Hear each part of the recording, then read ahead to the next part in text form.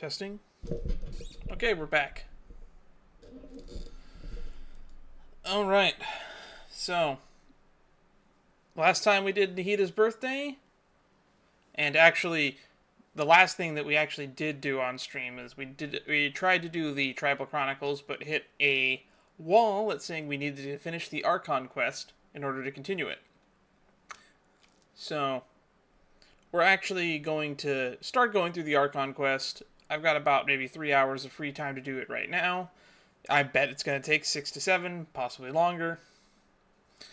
And then, after we do the Archon quest, we'll finish Tribal Chronicles, and I'll edit it all together into one super long video for YouTube. With a little bit of a break, and maybe a message that clarifies that. So, if you're watching my streams as VODs on YouTube, you're going to see some stuff out of order. There's not really much I can do about that. But, for those of you here on Twitch, enjoy the show. One last thing before we start. I am aware that the SAG-AFTRA strike is still going on, and this Archon quest will not have ENVA for some characters, because some of these lines would have been recorded what I assume to be months ahead of time.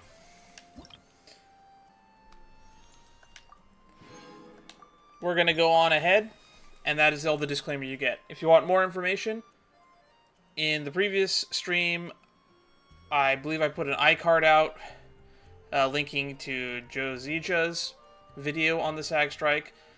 They are in contract negotiations right now. They have just been extended. So I actually expect these to last till possibly February. I know that sounds a little bit negative, but I'm a little bit of a realist. And on average, these things can last 4 weeks to 3 months. They were in negotiations and then they fell through, so they're still negotiating. I'm going to err on the side of safety and say it's probably going to take upwards of 3 months. But that's enough negative Nancy talk. What you can do today. We're just going to start moving on along. Beyond Smoke and Mirrors. Chapter 5, Act 3. So Act 3 of the... I wonder if we're going to do Act 3 and Act 4. I wonder if how many acts are actually in the 5.1 update. I actually don't know. I know that the name of the update is not Beyond Smoke and Mirrors, so I'm assuming we're getting 2 acts. So maybe we'll try to finish Act 3 today. That should be our goal. All names are noble. I see. Thank you so much. The Adventurers Guild has been overwhelmed these days. No worries at all. We've always valued the strength of adventurers. Piltson. Given the current situation, it's That's a vital cool that name. we all work together. Piltson. Why does it sound familiar? Do I know a character named Piltz from something else? Piltz. Oh, it's on the tip of my tongue. I can't remember. Editor me, put it on screen if you remember. Since we're facing the same enemies, I'll send you the intel we've collected on the Abyss so far. Then we can take a look at how to coordinate our efforts. All right. Thank you so much. Hi, Catherine. It's us. Got any new commissions? Ah, you two have come just in time. I've got some good news. The Pyro Archon has finished assembling her forces and stationed them all across Natlan. I don't know what they're doing with the recording, but all those S's have like a weird staticky pop on them. Given how the Abyss has ramped up its activities lately, we can no longer afford to act only after receiving news of an invasion. It's on the seas, too. So the Pyro Archon suggested that the Scions of the Canopy and the Adventurers Guild focus on collecting and disseminating intel. That way, we can stay informed of everything that's happening across the land. Once we receive word of enemy activity, we can notify the nearest camp and the stationed forces can take immediate action. That'll lead to a faster response time. Yes, precisely. This should also allow us to focus on gathering information rather than running around and trying to tackle everything at once. So please also take a chance to relax, you two. You've been working hard these days, and this will be a good opportunity for some well-deserved rest. So that's the plan. Sounds more like being on high alert than rest. The threat of the abyss is still far from over. The less work we take, the less we'll learn. Paimon knows that. It's not like Paimon just wanted to lay here and do nothing. I sometimes forget how large Paimon is in comparison to the Traveler. There have also been times when it suddenly became more active in the past. The people here generally see it as something like an acute natural disaster. Once the disaster is over, everyone will return to their normal lives. We just all hope that day will be sooner rather than later. Oh, right. Most people have no idea just how bad the situation has gotten in the Night Kingdom. I also hope the day of peace will come soon. Ah, here's Kachina. Huh? Is that the Traveler and Paimon? Hello, hello! Oh, hey, Kachina! Are you feeling better now? My voice is a little hoarse. Hang on, let me get some water.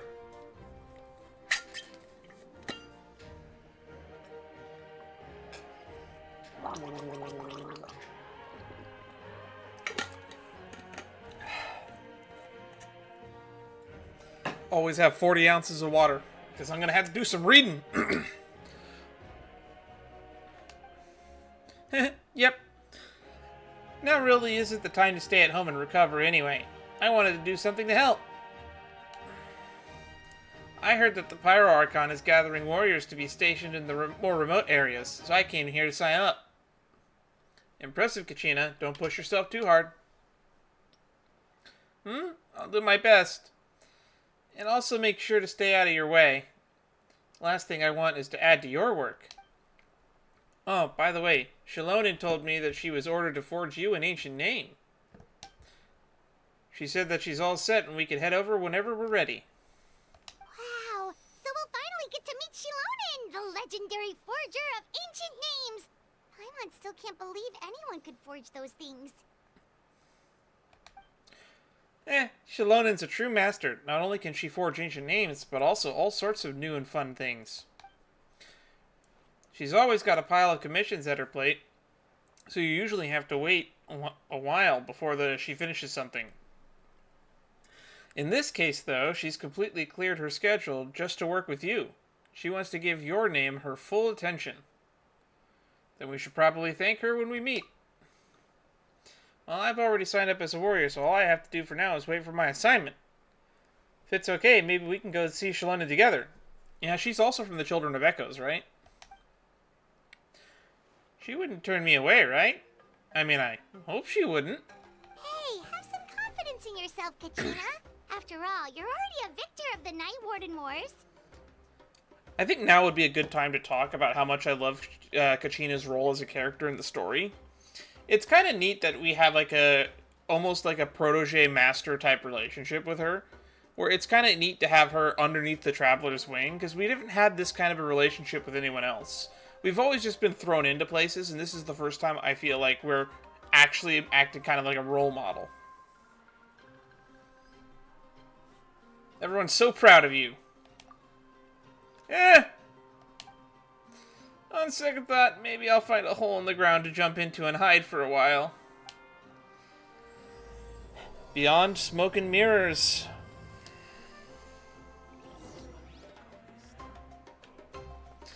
If she's going to have dialogue at the bottom of the screen, I will miss some of it, which is why I'm glad I will have a backup recording. All the way back to the Children of Echoes. Oh, that's her workshop, huh?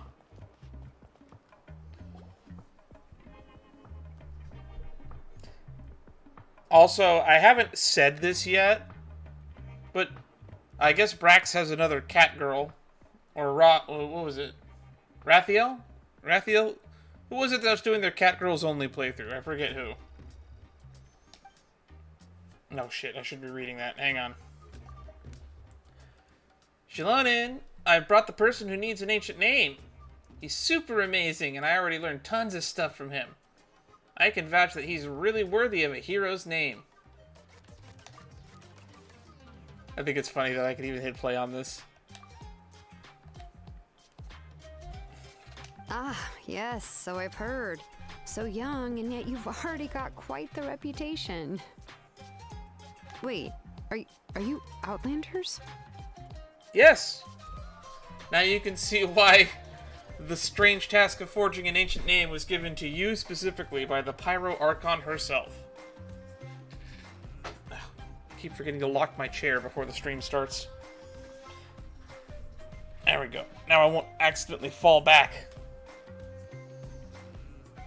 Yep, we're travelers who just arrived in Natlan not too long ago. I think like 5 days ago, if you want to be precise. No, I mean, I was aware that you're travelers. It's just no one told me that you're Outlanders. Huh? You're saying the Pyro Archon didn't tell you? That seems like a pretty big detail to leave out. No, the only thing she said is that a new hero had pledged himself to the plan.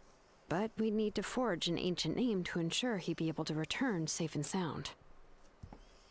And she did mention that it would be quite difficult to forge an ancient name for them, but at the time, I thought she was just commenting on my skills. Oh, she thought you were that bad? Or you thought that she thought that you were that bad? That seems rather odd. Also, hi, Tofu.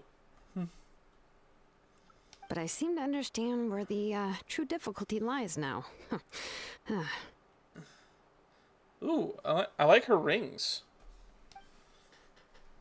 Are you upset? No, I wouldn't go that far. I'm used to it, really. I just need a moment to process things. The Pyro Archon's requests are always difficult to fulfill, and we used to argue a lot. Honestly, it's probably for the better that she didn't bring this up at the time.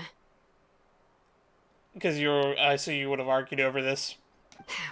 Anyway, I can't argue with her if she isn't here, and it'd be pointless to take my anger out on someone else. But, just because I understand her rationale doesn't make me any less upset. After all, she must have known that forging an ancient name for an Outlander is an impossible task. Yeah, but she did say that you could probably figure a way out. It's impossible? We already know this, Paimon. As you probably know, an ancient name is a symbol of a hero's spirit and glory, which grows even richer and heavier as generations of successors inherit it. We forge ancient names by engraving the heroic deeds of an individual who will become the first hero of that particular name. I've got plenty of deeds under my belt, and quite a few titles. Yeah, I saw countless feats recorded in their adventurer handbook. It felt like they could do anything. But they were all performed outside of Natlan, correct? Oh, we got at least one deed here in Natlan, right? Yeah, that's right. Why do you look so dejected, Ether? Then those deeds haven't been recorded by the Night Kingdom. To take it one step further, even if you had performed heroic deeds in Natlan, as an Outlander, your actions still wouldn't have been recorded by our lands. But yeah, why are people born here specific to Natlan? Especially since people from Natlan theoretically could leave. So if someone did leave Natlan, had a kid, and that kid came back, would that kid be an Outlander or a Natlan? Natlian? I don't remember what the people from Natlan are called. Only memories and experiences that have been acknowledged by the Wyab can be used as a basis for an ancient name. We helped save Kachina and helped restore the Wyab of the Children of Echoes in the Night Kingdom. That's got to count for something, right? Even the greatest of craftsmen cannot create something out of thin air, you know. That's just how it is. Seems the Wyab don't want just anyone to get a name, huh? Mawika, of all people, should know better than anyone, yet she's still entrusted the task of forging the ancient name to me. How does forging a name go for a normal Natlan person first? I would like to learn the lore on that. Oh, Paimon gets it. Nobody's happy being asked to do the impossible. It's on my list of 5 pet peeves, actually, if you want to be specific. It's not number 1, though, if you're curious. Number 1 is things that are outside of my control that I have to tolerate. Like the weather. My war with Mother Nature never ends. Just because I'm safe in home doing a live stream. Oh, you think I'm done with you, Mother Nature? Oh, no. We will be having this duel for the next 63 years, probably.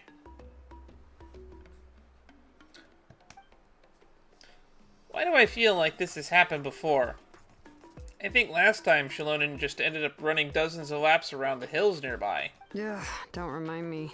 Let's just focus on how we can pull this off. How to achieve the impossible. How to achieve the impossible would be a great name for a fucking mission. You mean you're already willing to accept the task? Well, what else can I do? What's happened is already done, and it's not like I can outright defy the order of my Archon. If she gave me this order, then she believes the ancient name is an indispensable part of her plan, and that I'll be able to find a way to make it happen. She definitely believes the second part of that. I can quote her on that. First part, I don't know. In other words, the order is an affirmation of my abilities. That is correct. That is what she said. Whoa, not only has she accepted the task, but now she's looking for silver linings? Maybe she wouldn't have to look for silver linings if we just told her what Mavuika said word for word. Maybe that's just how much she and the Archon trust each other. Yeah, let's see if we can find some special way to pull this off. If we really can't make it work, I'm sure we can still go back and talk to the Pyro Archon. Right? The key is getting the Wyeb to somehow acknowledge the traveler's existence and record his heroic deeds. I mean, we have a good elemental affinity. Can we bond with it? We heard the voice of a Wyab when we were in the Night Kingdom before. We even had a whole conversation with her. If we can talk to her again, maybe we can figure something out together. That's a good idea, Paimon. Well, every tribe has their own Wyeb. How do we know if the one you met is indeed the best one for us to talk to? Plus, considering the unprecedented nature of this situation, I have a feeling that the acknowledgement of one Wyeb alone would probably not be enough. That's a very odd requirement.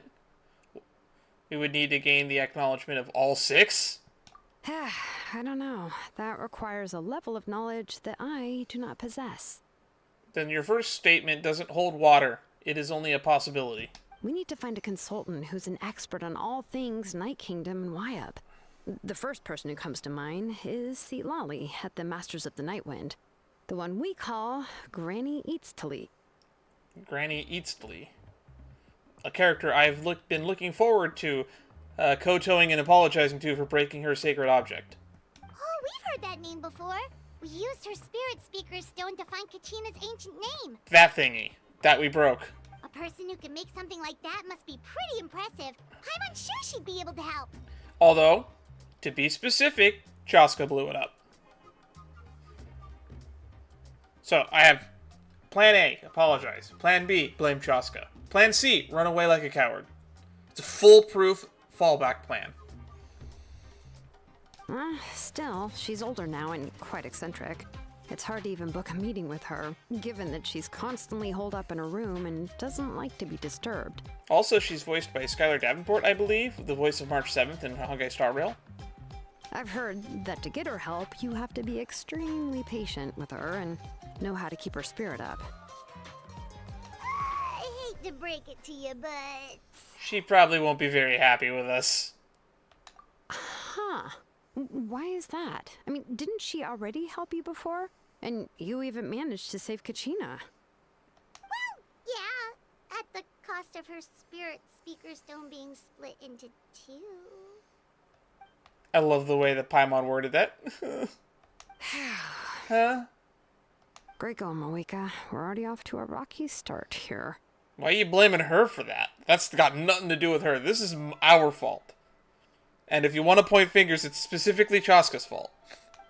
In that case, I guess your only option is to try to emphasize that this is an important order from the Pyro Archon. Hopefully, Lali would still want to show respect to the Archon. Hopefully? Did they have a falling out or something? I'll also write you a letter on your behalf. If you can find someone to deliver it and mention some good things about you, then that should help too. Let's get Kanich to do it. Oh, let's ask Kanich to deliver the letter. Wow, I'm psychic sometimes. He understands the whole situation and is already familiar to face a familiar face to her, but he's also... Was he one of the ones present? No, he was not. I think. Was he present when we broke the thingy? Paimon sure hopes a Hal won't interrupt when he's talking, though. Oh, yeah, maybe that's a good point. Maybe we shouldn't get Kanich. How about Janssen? Mulani? Mulani seems like a safe bet. All right, Kanich is a seasoned negotiator. I trust that he'll know the best things to say. Great, I'll go contact him right now. Please just give me a moment to write the letter, and we can meet up near the Statue of the Seven later. Sounds good. We'll take a stroll in the meantime. If anyone's curious to why I read all of the text that is on screen, whether or not it is spoken or not, is because a lot of the people who don't watch my streams, they actually watch the VODs I put on YouTube. And a lot of them listen to them rather than watch them because they just get updates that way. Or it's like a long podcast. This nice 3-hour video they keep running in the background. This way, the people that aren't physically looking at the screen can stay informed of what's being on the screen. Bottom left says review. Right next to that there says hide. There's an auto confirm. My UID is 658156187. And Paimon said, sounds good. We'll take a stroll in the meantime. Thank you for listening to my rant. Meet up with Kanich at the agreed location. We've already agreed to meet somewhere? Did I miss something? Kanich makes his way after some time. Alright, Kanich. Let's see. What's a good voice for Kanich? We meet again, Kachina. We meet again. Kachina told me everything. I'll deliver the message to the Masters of the Nightwind and convince Sitlali to give you a chance. I'll also take this chance to explain what happened to the Spirit Speaker Stone and offer her an apology in person. Yeah, I'm sorry to put this on you, Kanich. It's just that you're probably the only person who knows how to deal with her. It's alright. We're all working for the sake of the Pyro Archon's plan, after all. Everyone here understands how dire the situation has become. Oh, wait, so Kachina and the Traveler also know about the plan? Mm-hmm. We all saw a hero of the past rematerialize right before our eyes. And Mulani said that a ton of knowledge and memories suddenly flooded into her brain. The Pyro Archon explained everything when we came back from the Night Kingdom, including the reason behind the appearance of the hero, as well as the current state of the Night Kingdom. Right. She mentioned there are 6 heroes and that Shilonen is one of 4 that have already been acknowledged. So, Kanich, Janssen, Shilonen, and now Mulani. Those are the 4. We need 2 more, right? Oh, well, then I suppose there's no need to keep any secrets between us. Having companions walk by your side is perhaps the best solace when facing such a bleak reality. Probably Ororon, I think his name is going to be one of them, since he's the only or maybe Chaska. Could be both of them. I imagine it'll be at least one from each tribe. And we know quite a few people from that tribe, actually. I have another piece of intel to share. We've pretty much identified the person who rescued the captain in the Stadium of Sacred Flame. His name is Ororon. He also hails from the Master of the Nightwind. However, he spent most of his life living in the wilderness by himself, away from the rest of his tribe. That's why his disappearance went unnoticed. By the time Sitlali finally realized that he was gone, no one heard from him in quite a while. Sitlali knows him too? I would assume. That's right. Ororon was an orphan raised by the chief of Masters of the Nightwind, and many other kind-hearted people in his tribe. Still, he's had something of an odd reputation his whole life. Odd, huh? Given how the Masters of the Nightwind love to babble about dreams and revelations, they're already a pretty strange bunch to most. Interesting. Dreams, you say? Cough, cough, penniconi, puff, puff. I've never met Ororon, but if they consider him the odd one, he's got to be pretty far out there. That's right. So in that sense, Ororon and Sitlali actually have quite a bit in common, which is why they get along pretty well. Huh. Makes sense. But Paimon wonders how Sitlali could be the first one to notice Ororon's disappearance if she spends the whole day in her room. As of now, we still haven't been able to confirm whether Ororon has joined the Fatui voluntarily, or if he was coerced. Sitlali is probably eager to prove that Ororon hasn't betrayed his people. I plan to use this as leverage when I go to talk with her. Huh, so if I'm following, you mean we'll help her investigate Ororon and the captain's whereabouts? That's my captain. Oh, captain, my captain to you. Yes. If you're all on board with the idea, then it becomes a mutually beneficial collaboration, rather than just a one-sided request. Even though I don't think Sitlali is the kind of person to turn down an order from the Pyro Archon, working together with us will help her focus on and not get distracted by the whole Ororon situation. Good idea. This way we can get 2 birds with 1 stone. Yeah. Plus, we kind of owe her one anyway to make up for breaking the spirit speakers down. Yeah. Ah, this is a pretty. But again, well-thought-out Chaska broke plan, it. as expected of Mollypo Kanich. Turn fire, Kanich. Then, yeah, I'll leave my letter to you. Let's hope Sitlali can meet at the stadium in 2 days. Sure, I'll head out right away. Take care, Kanich. I'll be heading back as well. There are still a few things I need to pack. Okay, then let's part ways for now. I'll see you in a couple of days. Alright, what are we doing in the meantime? Waiting until the morning the day after tomorrow. Oof, I hate when they do this nonsense. Editor me. Fast forward time. Faster than the game lets you fast forward time. So far, not a lot has happened. But I play this game for the story, not for the combat.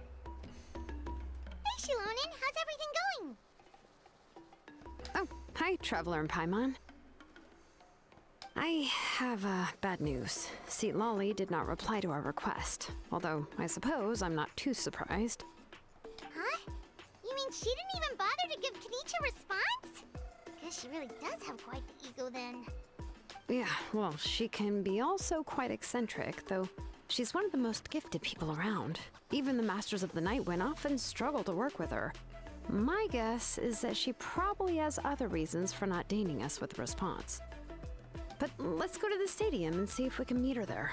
If we do get a chance to talk to her in person, we can still try to work something out. Why would she be at the stadium and not the Masters of the Nightwind? That's true. Let's go! You just said earlier she hardly ever leaves her room. Why would she be not in her room?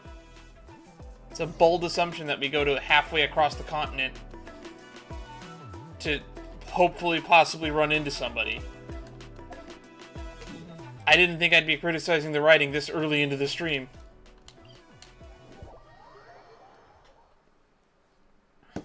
Unless, like, she lives at the stadium and not with the Masters of the Nightwind.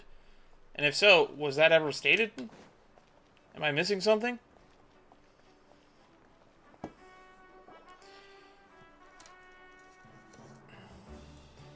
As expected, Sitlali is not there. Paimon doesn't see anybody. Seems she's just not gonna show up, huh?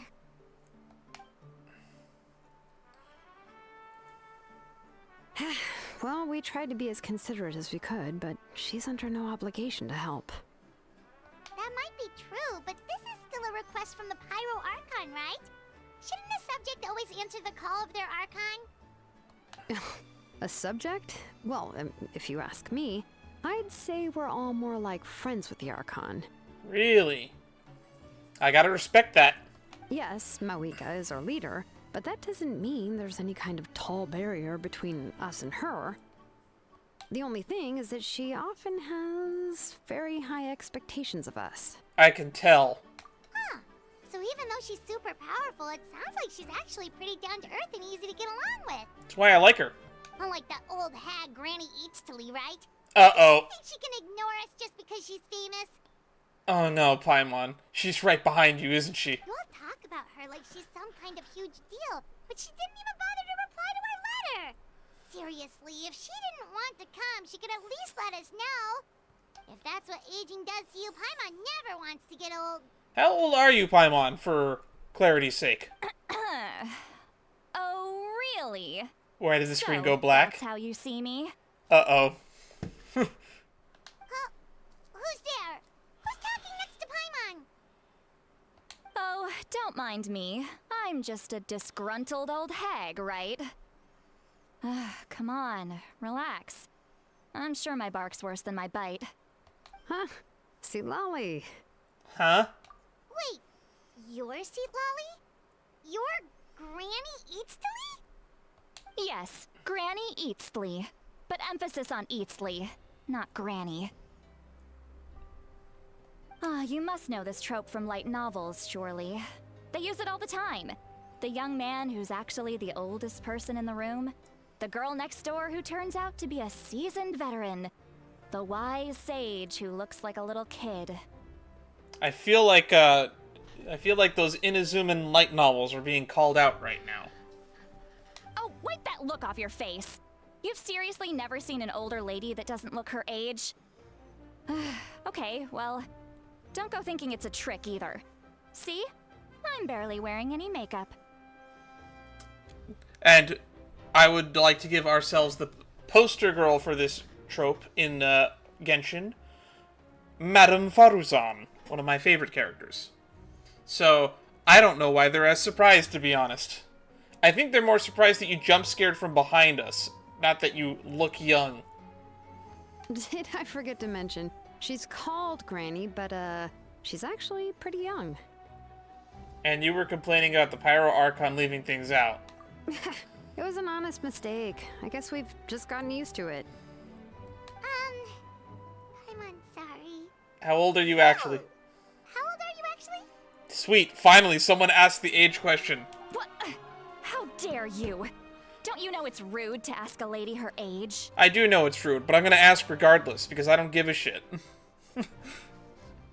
We're more than 8 minutes in, right? I can swear? Paimon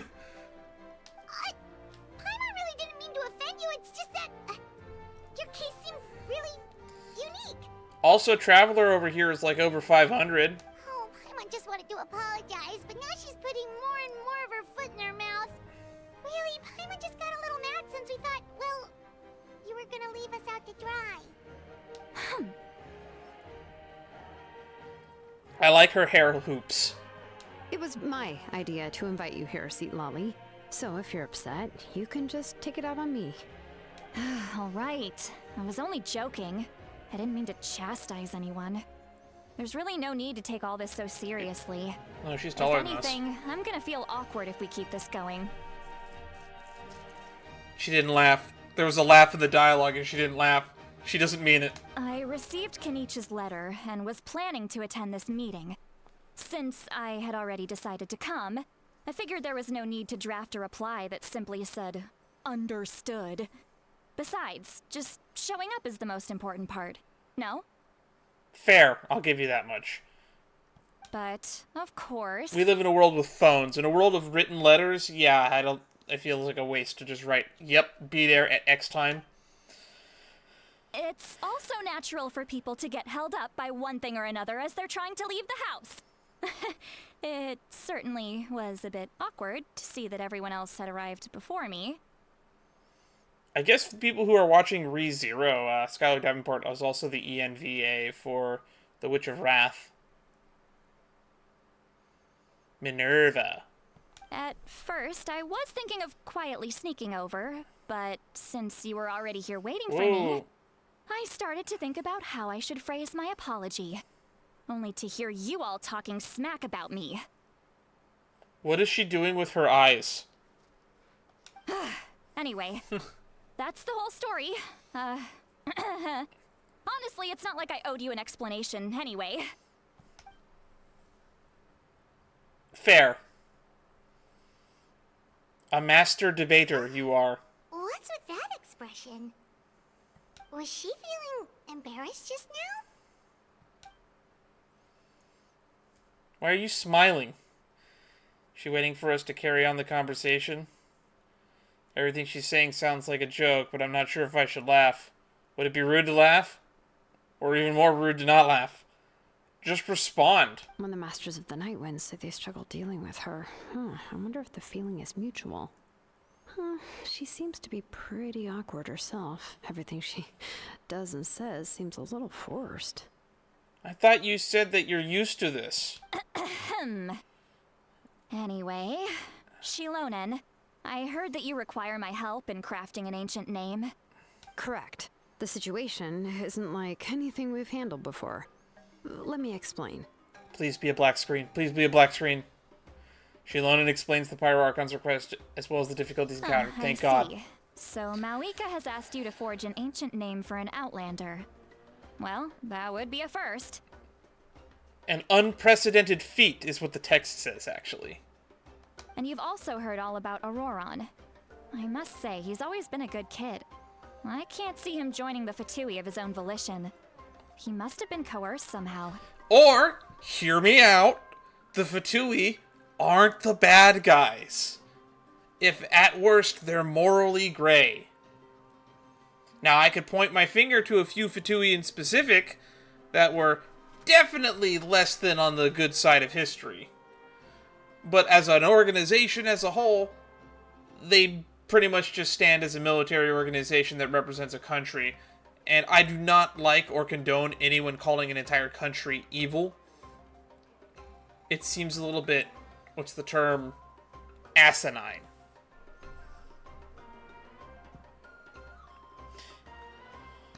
Yeah, that's what we came here to ask you. We'll help bring Ororon back if you help us solve the problems of forging the ancient name. What do you think?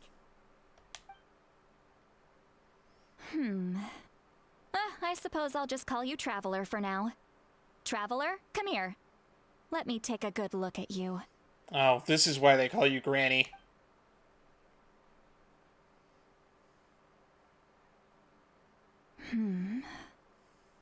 Wealth leads to unending conflicts between people. Yet you alone transcend the value of gold. That's what the genie told Baleful us. thunder and wrathful waves bring terror to mortal hearts. Yet, again and again, you've braved them to find new worlds. Interesting. She's a diviner? A weary yet free soul. Even the most verdant leaf in the forest will pray for your happiness and safe passage. The dialogue option here says, excuse me, what was all that supposed to mean? Okay, because Ether's a dum-dum, let's just backtrack through this and I will explain it. In lore speak, wealth leads to unending conflicts between people, yet you alone transcend the value of gold. Morax, creator of Mora. We oversaw his death, we were blamed for it, and stuff happened. Then thunder and wrathful waves bring terror to mortal hearts, yet again you bring them to face new worlds. Thunder and lightning, oh so frightening, nearly died to A. O weary yet free soul, even the most verdant leaf in the forest. We'll pray for your happiest passage. Thanks, Nahida. I'm glad that you still care about us. That's why we did your birthday stream. Okay. Now that I have completely proven how much of an idiot Aether is, let's continue. Excuse me, what was all that supposed to mean? Those are all the things that I could see in you. You've experienced far more than even most mortals could dream of. You possess the heart of a sincere hero, along with the conviction to lift a torch above your head and walk headlong into the night. Huh? Don't move. There's something here. Uh-oh. Is it something about the sister? Please, please, please, please, please, please, please, please. Huh? What thing? Don't scare Paimon. Is the traveler gonna be okay? Ah, shoo! Huh. That should do it. You've just returned from the Night Kingdom, so some fragments of souls were still stuck to your body. No need to worry. I've just cleared out the last of them. Is that a good thing or a bad thing? Isn't that kinda like having part of a ghost come back with you? Yes, it's not like that, Paimon. It is that. It's nothing as serious as that. If left unattended, the most it could do is stir up some chaos in your mind, and generally worsen your mood. Nah, I could deal with that. Well, in that case, better to get rid of them. Thank It you. was nothing. Shilonen, let's follow your proposal. Once you've brought Ororon back, I'll take you to see the Lord of the Night. The Lord of the Night? But don't we need to talk to the Wyab of the tribes? Something this important is beyond their jurisdiction. Only the Lord of the Night can decide whether we can grant an ancient name to one who does not hail from our lands. Cool. Who's the Lord of the Night? Can I get a lore? Some back deal? Give me the deets. The Lord of the Night is an ancient entity that rules over the entire Night Kingdom, constantly borrowing the power of the sacred flame to combat corrosion from the abyss. Sounds like a cool dude. Oh, so you're basically saying it's even more powerful than the Wyab of the tribes. Well, that sort of makes sense, being the lord of the entire Night Kingdom and all. Not exactly. It's not so much that one's more powerful than the other. But never mind. That's not important. It would take too much time to explain. I have time. Just listen carefully to what I'm about to tell you. The Lord of the Night is currently in a deep slumber, and we can only communicate with its consciousness while in a trance. In other words, in a dream. Weird. But I will need to prepare a few more things if we are to hold a ceremony to achieve the state of the trance. I'll make a list. Can any of you get everything for me? Probably. I can go. It'll probably be a long list, so better leave it to someone who knows all the local vendors. Sounds good. Then we'll go with St. Lolly to track down Ororon. Phew, the Fatui are nothing to scoff at, so please, be careful during your investigation. If you need any help, just come find me. We have fought 3 Harbingers, and I will not disclose which ones we beat and which ones we got our ass beat by. Yep, we'll be sure to play it safe.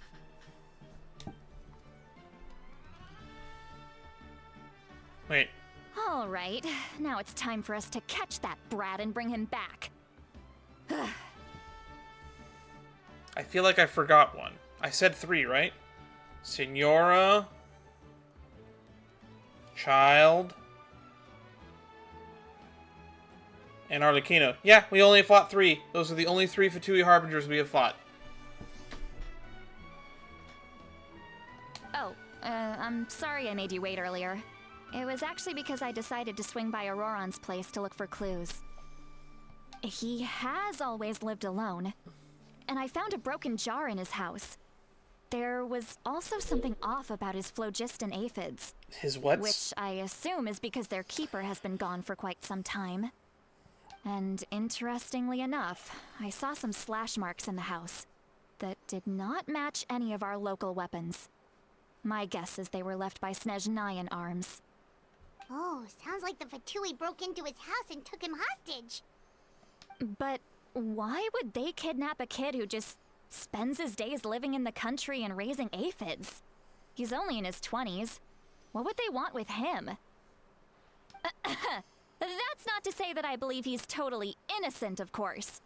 Since he's the only one who was kidnapped out of everyone in Natlan, he must have done something to attract their attention. Interesting. In any case, we'll get to the bottom of this once we manage to get him back here. I'm truly sorry to put you two through all this trouble with me. But please help me get him back. You can count on us. The 2 biggest Fatui haters on the planet, apparently. All right, then let's start by heading to where Ororon was seen last. Here, at the Colosseum. All names are noble. To whence the smoke drifts.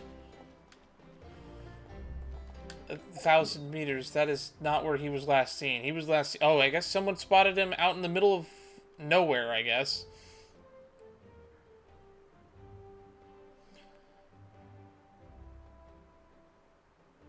Ugh. I don't have any waypoints near here.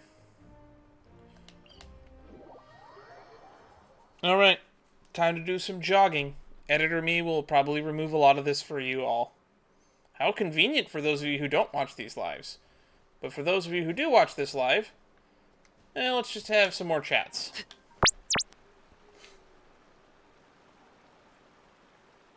This is the spot. An eyewitness claimed to have seen Ororon speaking to some Fatui soldiers here. Uh-huh. I don't know how much you're willing to believe me, but Ororon really is a good kid. I see no reason why he'd suddenly get involved with the Fatui. I'm convinced that what the witnesses saw was actually the Fatui coercing him, or perhaps trying to extract information.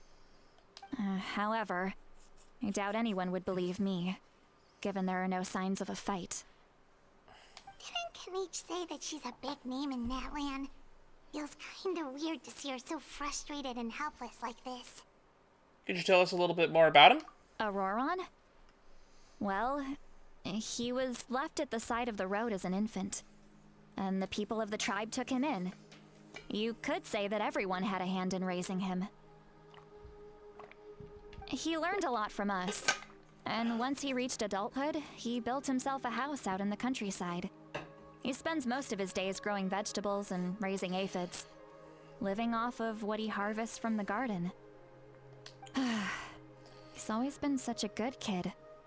He would even get his friends to deliver whole bags of fresh produce to my place. If that's all there is to him, then he doesn't really sound like a bad person. Oh well, let's keep looking. He can answer all of our questions once we find him. He's been raising phlogiston aphids for a long time, and since they were disturbed, they secreted a special type of phlogiston. We can use that substance to track his movements. Let's follow the phlogiston trail. Huh? What trail? Paimon doesn't see anything. Paimon doesn't have elemental sight. Oh, right. I forgot your eyes don't naturally perceive such things. Here, give me your hand.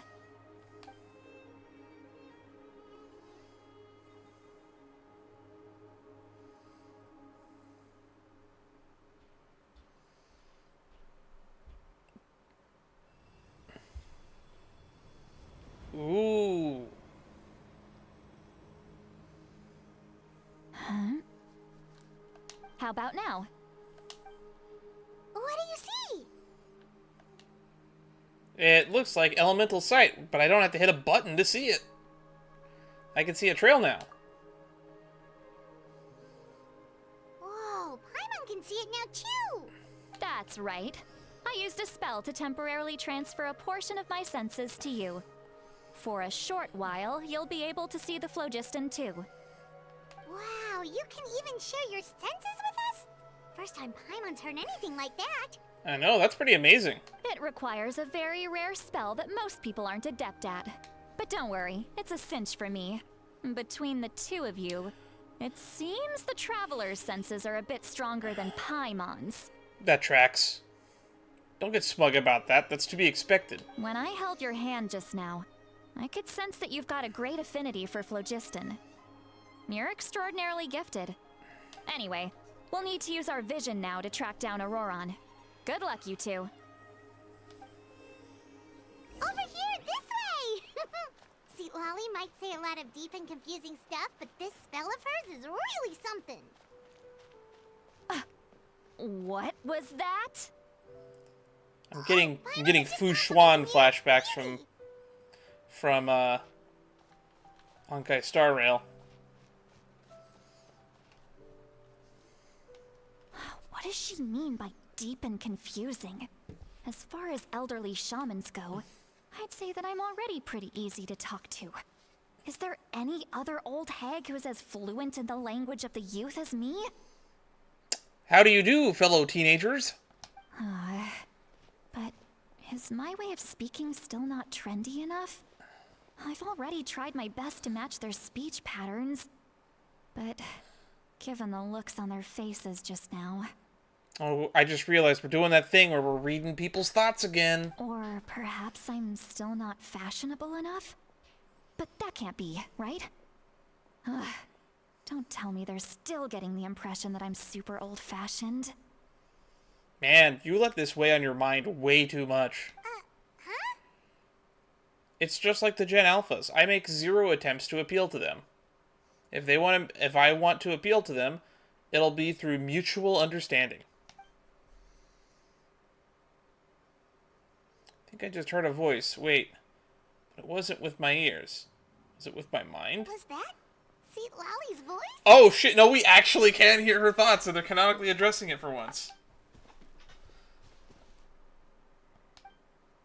Seems Paimon heard the same voice. She looks like she understood what's going on. What do you think? It must be a side effect of the spell she cast. Now that I think about it, it's a good thing I found some helpers this time.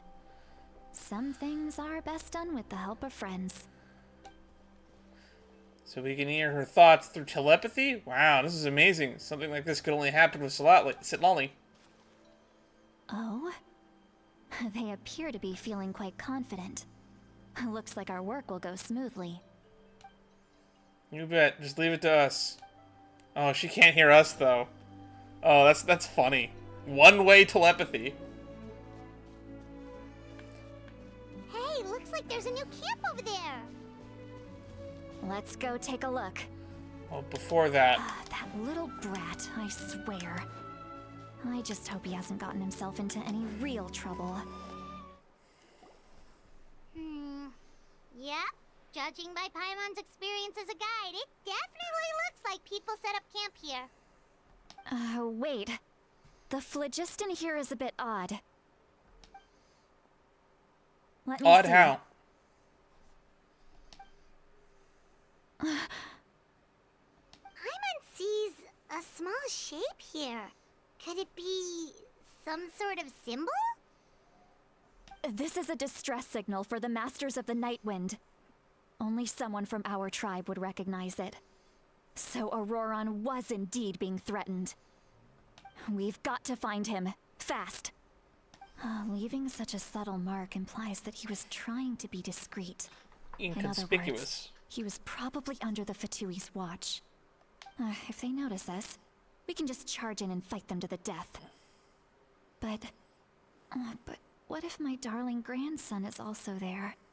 I can't have him caught in the crossfire. There it is. That's what I was expecting. You consider him your grandson. This is why they call you Granny Sitlali. No, I've got to be careful. Otherwise he'd get hit as well. How annoying. No, I've got to stay calm and keep my composure.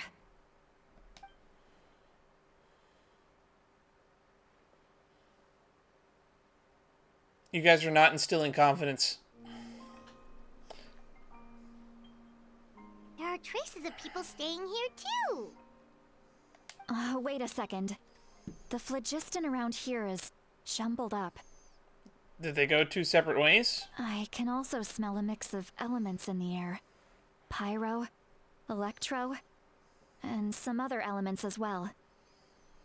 Kanich told us that you were super amazing. No wonder you can sense so many more things than us. It's about time that little brat said something nice about me. There are signs of a struggle here. Judging from what's left on the scene, there must have been a fight. But after that, the factions seem to have gone their separate ways. Both the phlogiston and the elemental traces in the air support that. Seems like Ororon found a chance to fight back. Do you still remember the little mark we found before? Paimon's thinking, what if Ororon wanted to leave another distress signal, but was caught by the Fatui?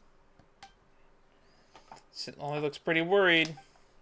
Indeed, judging by the distress signal from before, Ororon was being held by the Fatui, so given the difference in numbers, he probably wouldn't have been able to overpower them. Given there are two signals leading from here, we should split up as well. I'll take this direction, and leave the other one to you. Let's meet up again later. Cool, do you want to designate a place for the meetup? How about here? Ororon, what the heck were you doing? It's one thing to trouble me, but now I had to bring other people into this as well. You little brat. And off she goes. Traveler, did you hear all of that as well? Yep. Once Seatlali left, that voice went away as well. Paimon even tried calling her name inside Paimon's head, but there was no response. So the telepathy only goes one way. So you were thinking the same thing. Paimon also thought that if we could hear what she was thinking, then she could probably also hear what we were thinking in our heads. I don't think Sitlali noticed anything. She did say that she was quite quite adept at this spell, and it doesn't sound like she's had any trouble with it in the past. Huh, maybe we're a special case and can hear her thoughts as a side effect. We are very elementally attuned. If you think about it, she's really got a lively inner world. It paints quite a different picture from Paimon's first impression of her. Not really. It paints the same impression that I got from that interaction when we first met. First impressions are really powerful for a reason. Paimon sees some traces here. Let's follow them and see if we can find anything up ahead. Anything? There are traces of phlogiston here, but... Did you find something? The trail completely ends here. Huh. So we can't tell where Ororon might have gone from here. Which means that if he did, he didn't do it on the Beast. Or on the Saurian. He would have gone on foot from this point on. That's weird. The phlogiston trail suddenly stops. We can't make anything of these footprints either. I mean, there's a camp over there. But he can't have just evaporated into thin air, right? We know he wasn't alone. He had all those Fatui with him. Someone's right. This is extremely strange. Also... You can hear the sounds of the wind from beneath the earth. Oh, great. We're hearing thoughts again. Huh. Whose voice was that just now? We're getting all glitchy. Do you hear with all the colors of the wind?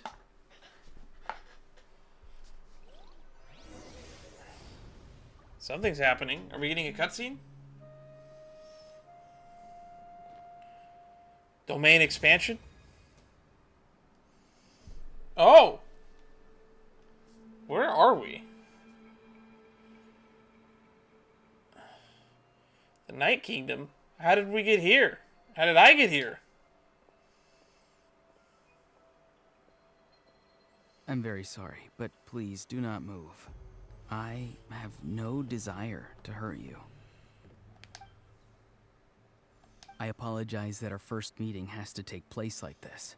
It's just that you're much like one of those animals with ears that perk up as soon as it senses danger in their environment.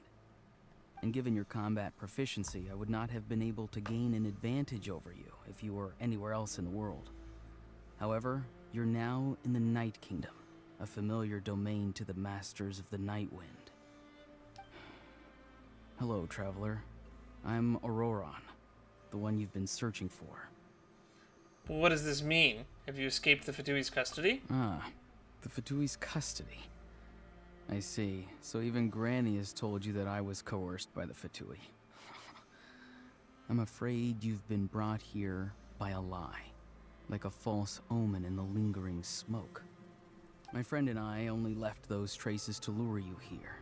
Deceiving you was never our true intent, however. It was simply the fastest and most feasible way for us to set up a meeting. It's the captain! Greetings, traveler from afar. Oh, great. I have been waiting for this meeting. I've been waiting for this moment. I'm glad I decided to stream this today. Be careful with this traveler. His soul is temporarily restrained by us, and it appears to have become more fragile in the process. It's taking all my concentration to hold on to him. It was I who tasked Ororon with leaving the traces to lead you here, and I who used the Master's ritual to bring your soul to the Night Kingdom. So you're working together? What do you want? I've heard much about you from the past encounters you've had with my colleagues. Given the present situation in Natlan, I would like to sincerely request a formal meeting with you, in person. I will use the opportunity to explain my goals and motivations to you, as well as why I mistrust Malwika, the Pyro Archon. I believe there is little reason for you to blindly follow her plan. I could agree with that. Also, where does your hair start and the hat begin? If you would like to hear our intel, then find us to the east of the stadium. But remember, not a word of this to anyone. I would like to avoid any further conflict. East of the stadium. Got it. You will see me again once you return to reality. No matter what I say, please, help me keep this a secret. This is all to avoid dragging Granny into this conflict. Okay.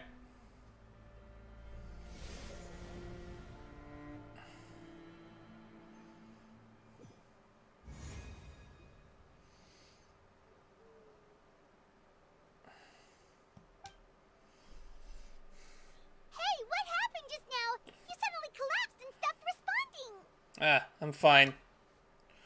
Was my soul forcibly removed from my body just now? That would explain why I couldn't hear Paimon at all. Hey, why are you sitting on the ground? Are you okay? See, Lolly! He froze for a moment and then just collapsed to the ground! Could it have been those leftover remnants from the Night Kingdom? Do you have any itches or pain anywhere? I'm fine, just a little lightheaded. Don't worry. We can take a short break. Sorry, I know I asked for your help. But had I known you were feeling unwell, I wouldn't have taken you on this trip with me. If they were being truthful, then they just have reasonable motivations for what they did. But should I trust them? Ether, ever the fucking Fatui hater. His hate boner for the Fatui never rests. Even though we just spent half of the last region working together with one of the Fatui Harbingers. Number 4, rank number 4, if that. I could just share everything with Paimon and Citlali right now, but that'd mean giving up on the lead. I still haven't had much dealings with either of the Fatui or the Masters of the Nightwind. I suppose I'll stay quiet for now and see if I can find out anything else. Paimon looks huge from this angle. Sick, you should just say so. Citlali should be able to, exorcise any ghosts or weird stuff that you picked up in the Night Kingdom. Also, isn't it an odd coincidence that all the ghost exorcists we know happen to be cryo-vision holders? A seasoned traveler must know the importance of not pushing yourself beyond your limit. If you need anything from me, just say the word. Thanks, everyone. I'm feeling fine now. In any case, let's take a bit more time to rest now. Even though the situation remains quite urgent, you take a longer break with Paimon. Ororon's words still echo in your mind. Meanwhile, Citlali continues to keep her eyes on you. Need to be more careful next time. Feeling better yet, Traveler? Can we still hear her thoughts? All right, let's get ready. I followed my phlogiston trail earlier to a stronghold guarded by soldiers. I have a feeling that Ororon is probably being held inside. Oh, so it's close by. Then let's head over right away. I didn't realize I was holding you up. Well, I recruited you to be my helper, which means we're in this together. Like the wind and the clouds. We either move as one or not at all. But if you want to make it up to me, then just be sure to fight extra hard when the time comes. Look over there. Huh? I don't think she sees someone in the middle Oh, of that's the just camp. that's just a normal Fatui camp. Oh, he is right there. I can see him. That's Ororon. So he really was taken by the Fatui. That's Ororon. He does look the same as when I spoke to him in the Night Kingdom earlier. All right, we'll take the lead. This is all an illusion, isn't it? Hey, quit daydreaming. Don't you have work to do? I Gostrelitsky. cannot see the sun. What?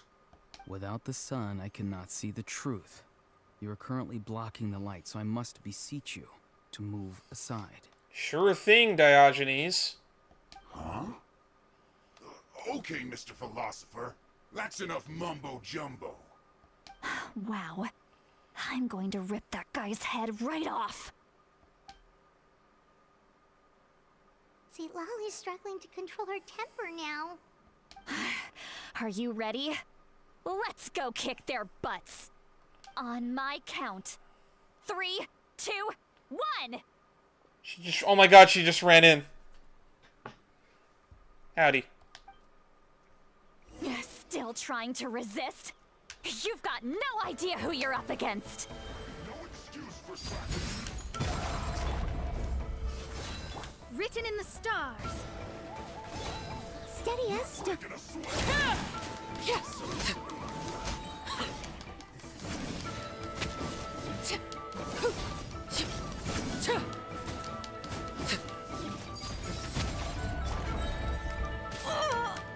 Gloves off. Punch.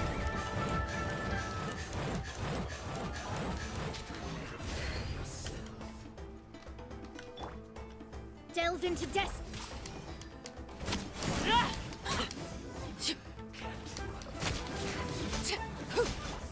Leave it all to me, as a dutiful maid would. Fate is upon you.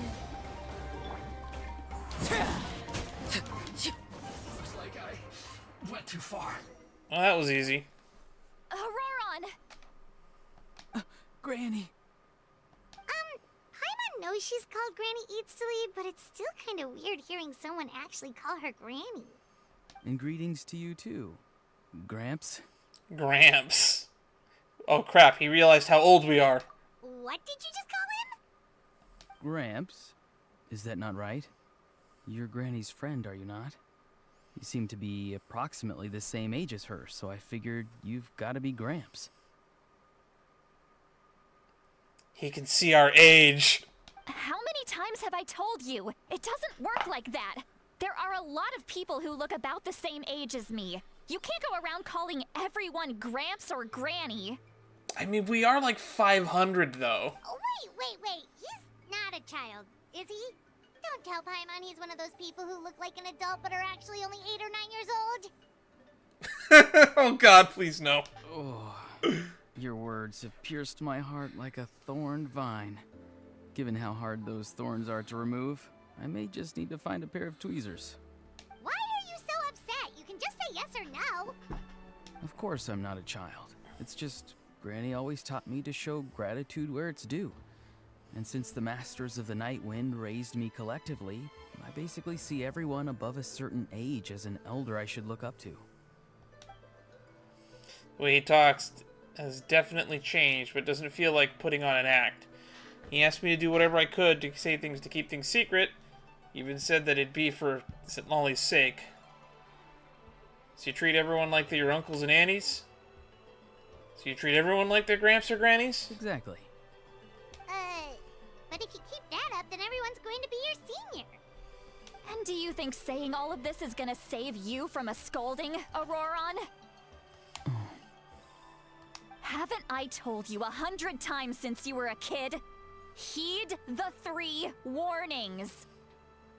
Be wary of beasts prowling around, scammers looking for their next victim, and strange people who appear out of nowhere. Technically, you are that third one. Oh, so you do remember, and you just chose to ignore them.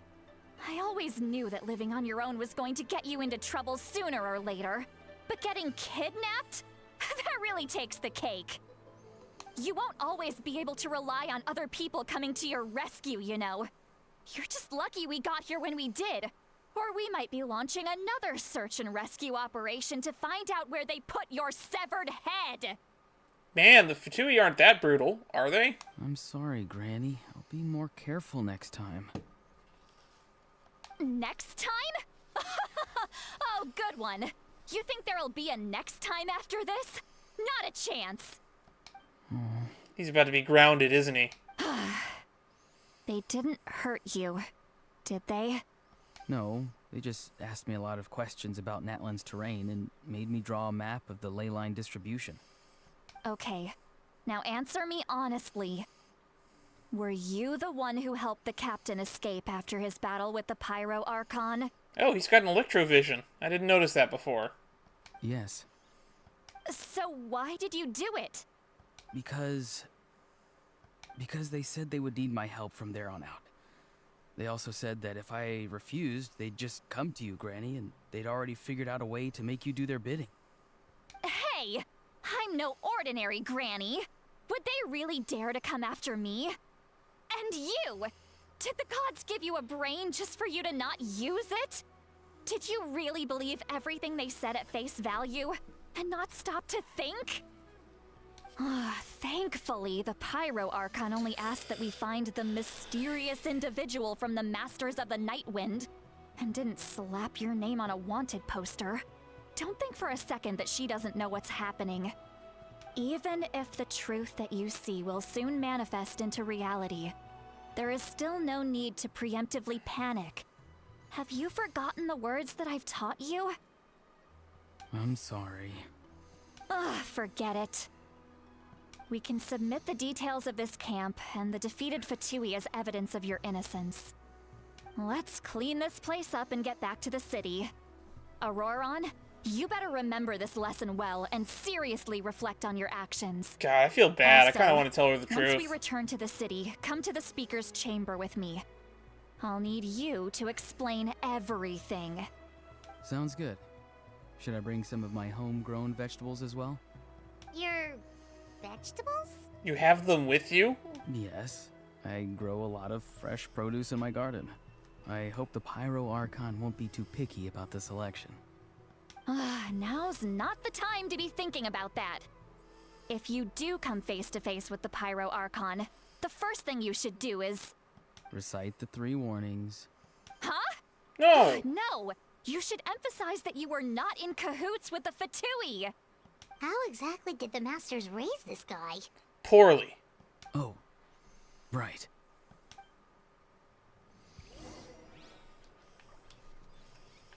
Go to the speaker's chamber. That's the place in the Colosseum. Got it. Return to the city, so it only brings you to the speaker's chamber, where you recount everything that happened to Ororon. I see. So Ororon came to Cleopa. the captain's rescue because he promised to help him in exchange for Lali's safety. That's right. I'm sorry. Now that you know Ororon was only trying to protect another member of his tribe, could I ask you to petition the Pyro Archon for her forgiveness? We'll give her a full report. We'll let you know once she's reached a decision. Will I need to stay here? Technically, yes. But if Miss Lali is willing to serve as your guarantor, then we can release you from custody. Sure. I'd be happy to do that. I don't have any more time to waste here. I still have other things to do. Understood. Thank you very much. Mr. Ororon, please report back to the speaker's chamber as soon as you've received notice of the Archon's decision. So we just got here and we have to leave. I understand. Cool. Thank you. And thank you too. Only to have to come back later. Well, at least you won't need to hide your face anymore. Traveler, Paimon, thank you very much for your help. And don't worry, I haven't forgotten about my side of the deal. Now I want Lali and Faruzan to hang out. I can't wait until the Natlan story is over so we can have an event where exactly that happens. It only took 2 years for the event that I wanted to happen, which was the Sub-Zero's Festival to return as an event. We finally got that, so now we just need to go through the list of other things I want. Starting now. Once Ororon is settled, I'll go talk to Shilonen and get started on forging an ancient name for you. Oh, right, forgot, that's what we were doing. Oh, thank you. I'll be counting on you. You scratch my back, I scratch yours. It's as good as done.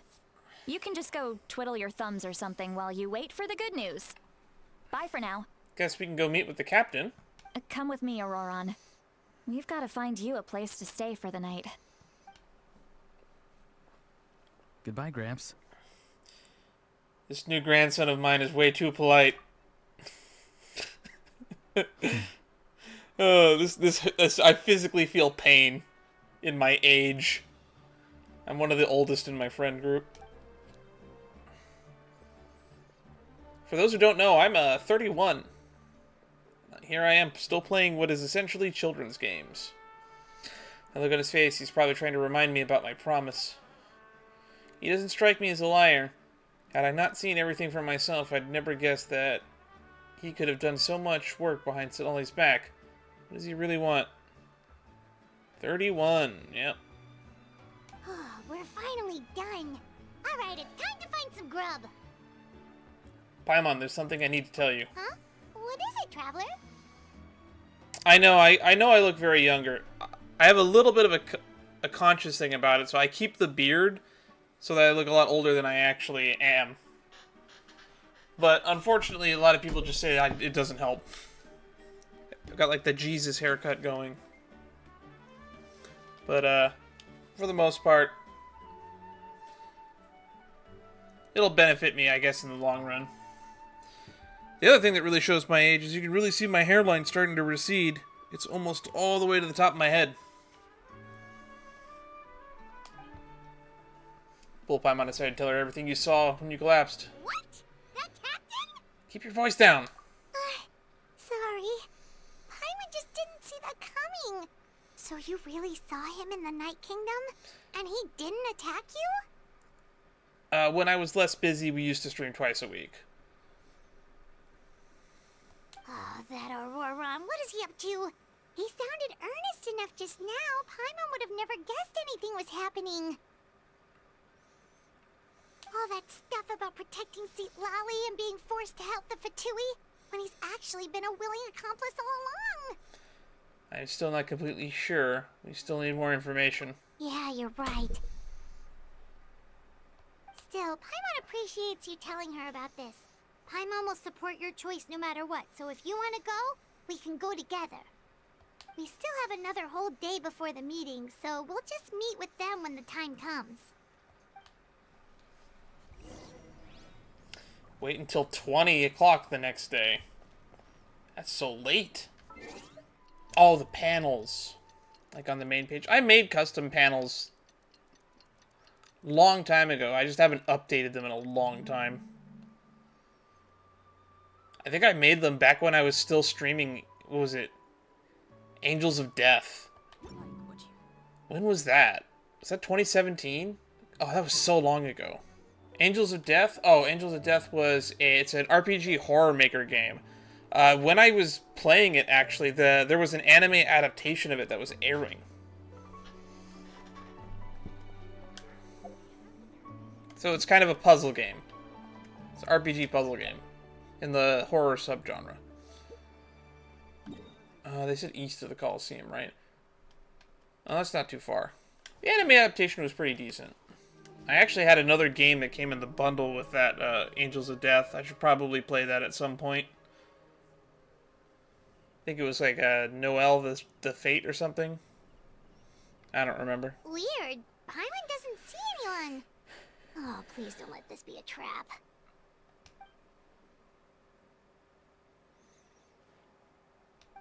Ah, Ororon. What was that? How did you get away from Granny Sitlali? Good evening. Nice to see you again. It's you. You shouldn't pop up from behind people like that. What are you, a ghost? To be fair, Sitlali also did that when she first appeared. I'm terribly sorry. It's just a force of habit. And what's with you apologizing all the time? You sound so polite and honest, but you're actually doing shady stuff behind people's backs. I think his boots are a little over the top for his design. You're right. Granny tells me that too. Huh. Come to think of it, you remind me of her. Sometimes you two sound really similar, you know. Oh, so you're gonna call Paimon Granny too now? How old are you exactly, Paimon? Well, I could. So what's the purpose of this meeting?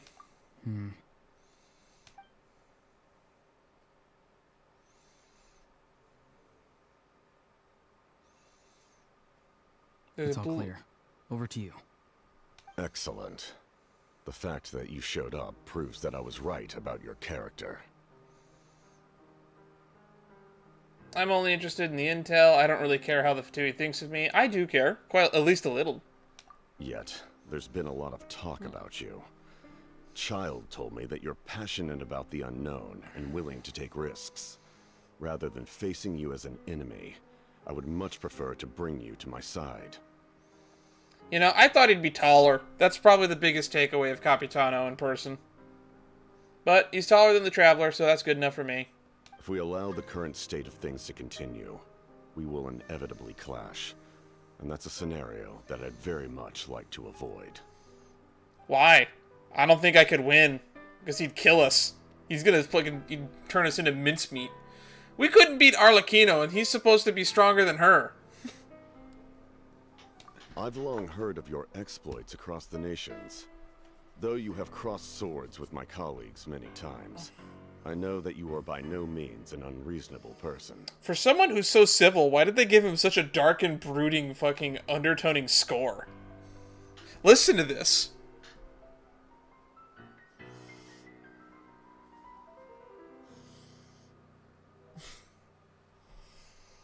Seriously. And once you've learned the truth that the Pyro Archon Malwika would never willingly share with you, you may just find it in your heart to consider my proposal. She shared quite a bit with us. I don't know if there's any secrets that she hasn't shared, so I'm interested to hear. What you got? I assume you've already been informed of the Pyro Archon's plan. In order to defeat the Abyss and save Natlan, she still needs 2 more heroes to appear. Wait, how did you know that? Never mind. Guess that's not important now. I've long kept a close eye on her plan. To be frank, it's an exceedingly risky plan. Will the heroes really appear? And even if they come to her, will their power be enough to drive the Abyss back? That is a good point. I think I actually pointed that out way back when. If any part of the plan goes awry, all of I don't know if I Natlan, did it on stream, though. even all of Teyvat, will pay for her mistakes.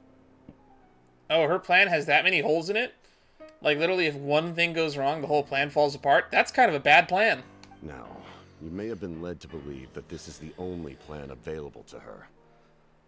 But what if I told you she's had another emergency plan all along, the details of which she has chosen to keep hidden from you? I wouldn't be surprised she had a secret fallback plan for saving Kachina that involved destroying all of her precious sentimental value items. So, I wouldn't be surprised if she has, like, a fallback plan that, like, literally sacrifices herself a la Forcelors to stop everything in the end. An emergency plan? Yes. A way to keep Natlan intact, even if her original plan fails. But given the painful cost of its execution, she has chosen to keep it as a mere backup plan. I know, I already made that joke. He's supposed to be, like, under Sitlali's watch. I have no clue why Ororon is here right now. Then again, this is, like, a day later, and, like, a day and 20 hours later. So, like, this is almost 48 hours later. Whether this stems from hesitation, fear, or even naivete, I cannot say. But Natlan cannot afford to wait until she comes to her senses.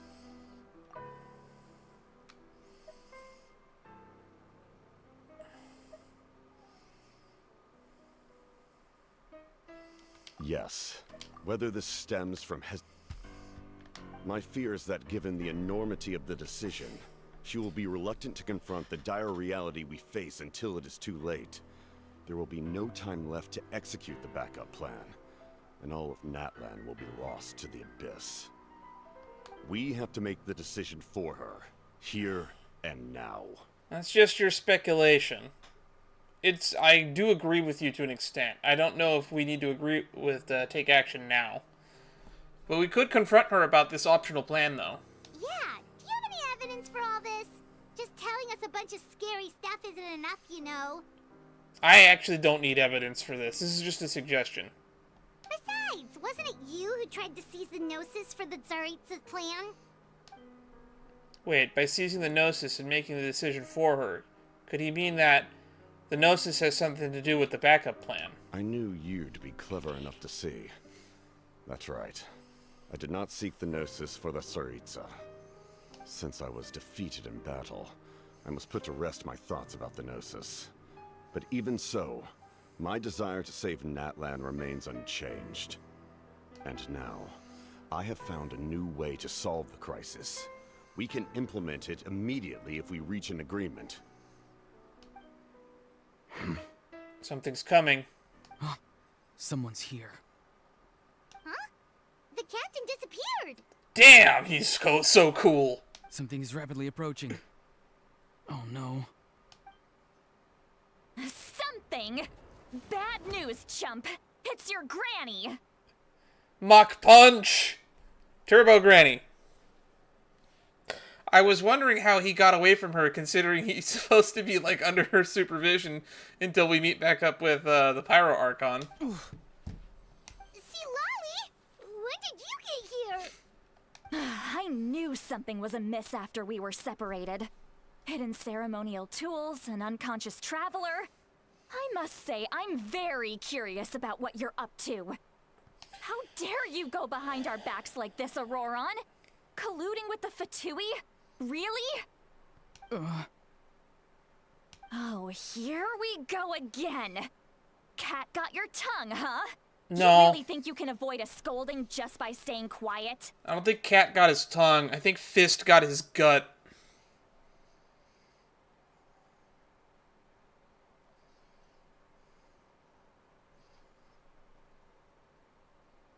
No, that was a little long ago. Last time we teamed up with a Fatui, we saved the entire world, which was in Fontaine. Although, if you want to be micro-specific, the last time we worked with a Fatui, we helped solve a civil war within the House of the Hearth, scolded some children, and got our ass beat in a duel. So, there's that. I'm not trying to avoid anything. Oh, and now you're talking back. Well, go on then. Explain yourself. What the heck are you up to? I'm sorry, Granny. I feel so guilty. You! That's it! Where are my tools? I swear if I don't teach you a lesson right here and now, I'll... Wait, Lolly! Please, calm down. We, still learned a lot of info, didn't we? Like the fact that the captain isn't trying to seize the Gnosis anymore. So, maybe just save the scolding for later, okay?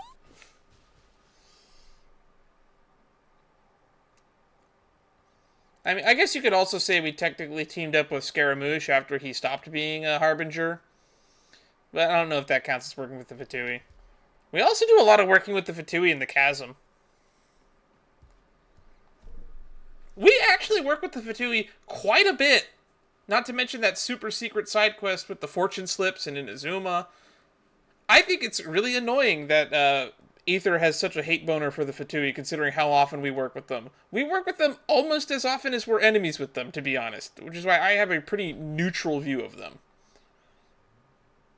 No place to discipline this is no place to discipline a child. Listen well, Ororon. You're only getting out of this now because of the Traveler's plea. This isn't over. You hear me? Yeah, you say thank you to Gramps to keep Granny off your back. You're right, Traveler. Let's go. We can discuss this more back in the city. You two keep an eye on Ororon for me, okay? Okay. Our conversation with the captain was interrupted at the most crucial moment, but if Ororon's still here, maybe we can still learn the rest from him. The General of the Labyrinth. That's a fitting name for an achievement.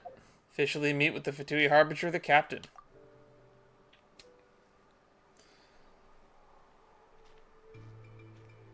In all my years, I've never had a child cause me so much grief. Do you seriously not see what's at stake here? You've got a head on your shoulders, Ororon. Use it! Hugging all my years. Seriously, this child is... Ugh, the situation... Wow, the text does not line up with what she said at all. Why did you help the captain? And I want the truth this time. No answer? Think you're being smart? Then let me ask a different question. What does the captain want? What is his purpose in Natlan? Really? You're just going to stonewall me? Stonewall Jackson. This guy's a big baby. When I saw a guy with this cool of a design, I didn't expect him to be such a polite nobody that honestly gets bossed around and bit like a baby. Looks like Ororon has no intention of answering her. Just use your brain for a second. What do you possibly stand to gain by helping the captain? Only endless trouble awaits you and everyone in the tribe. You've always been a good kid. Why would you throw that all away now? If you're worried about something, just talk to me. Granny would much rather we had a conversation instead of constantly clashing like this. I don't think the small little vegetable farming hermit has ill intentions siding with the Fatui. Just saying. Why is he staring at us all of a sudden? We could probably quell her a little bit. I'm sorry that you have to hear all this. It's fine. You're very kind. Most people would have fled by now. Not everyone can handle Granny's scolding. Oh? You dare gossip between yourselves instead of listening to me? Oh, You- God. Sorry, Granny. Don't worry, I have a great way to distract her. Hey, by the way, earlier, we were able to read your thoughts. Sorry, Granny. Sorry, Granny. You know what? Fine. I'm perfectly aware that everything I say goes in one ear and out the other. You're all grown up now, so why would you listen to an old hag like me? It's implied that she has like a Farazan situation going on. She's super old. She raised him when he was just a baby found on the side of the road. Which means she is at least his age, and he's in his 20s, so, she's at least 20 years older than he is. And also, we're 500. You say all the right things, but then you go and completely ignore me! Well, if that's how you're going to treat me, you can stop sending Aoife over to my place to deliver your stupid vegetables! I don't need anything from you! Who's Aoife? A delivery person? I'm assuming it's a Saurian. That's irrelevant. The point is, he hangs out with this kid, so he must be no good. You kids get to a certain age and suddenly act like you know it all. There's nothing I can say to get through to you. I just remembered what her design reminds me of. It reminds me of one of the Omen of the Ten from Shadowverse. Lashana. She has like the same, like, weird glowing ring things in her hair. Ororon, if you're still thinking about that so-called duty, then please, just forget about it. The ley lines did not fall to this state because of you. And we've long closed the book on that incident. Seems they've started talking about some kind of tribal history. I'm starting to get lost. I think it's kind of odd that Magic the Gathering recently stopped using the word tribal because they assumed that it was an offensive term. Now they use kindred. That's not it, Granny. Something off about his voice. I know you tend to get down on yourself when you're upset, but I can tell I really hurt you this time. All I can say is I'm sorry. His voice. Ororon, where have you gone? Oh, he's spirit leapt out of his body or something. He's astral projectioning. It sounds like he's somewhere super far away, but isn't he right here in front of us? Oh, he's not here right now, is he? I'm really sorry. It's up to all of us to do everything we can to save Natlan. So I've got Oh shit, he's getting further away now. Further away now. Oh, that's one of my oldest shorts on the channel. You do have a place where you belong! I'm getting further away now. Further away now. Get back here this instant! Ororon! What is this? Powder from plant spores? Is that the trick he used? What just happened? How was he able to suddenly get so far away like that? It's a trick of his. If you grind spores into a powder and spray it in the air, it can be manipulated to create an illusion. He pulled it off flawlessly. He must have put a lot of time into perfecting it. Don't tell me that's how he's been hunting in the fields these days. Oh, couldn't he have picked up something more useful? It sounds plenty useful to me. Little brat. That's it. The next time we meet, I'm definitely going to break his legs. Anyone else get like a chilling feeling in their knees right now? Whoa, that's Just me? a little extreme. But still, why does he feel like he needs to run from us? If his goal is also to protect Natlan, then can't we work together?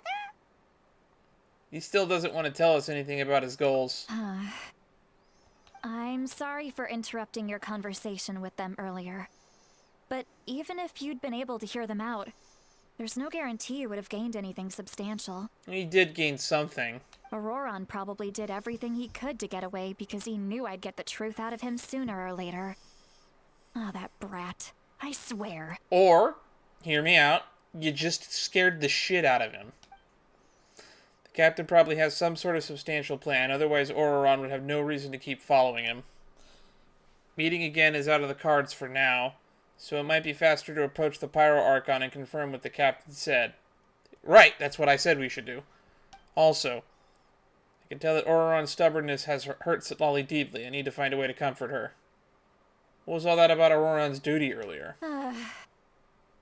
We've got quite a long walk back to the city.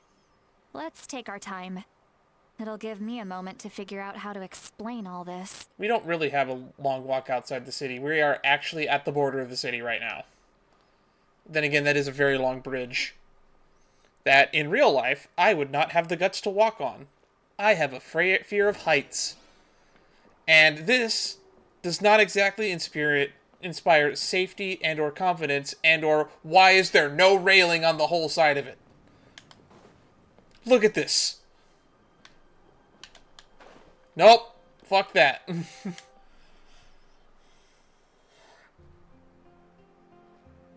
Do you two have some time? Feeling hungry? How about we get something to eat? All right, it's been a while since we last ate. Now that we can relax, Paimon just realized how hungry she is. Man, it's been 2 hours of streaming and Paimon has not brought up food until just now. Is that a record? That might be a record. Then let's go.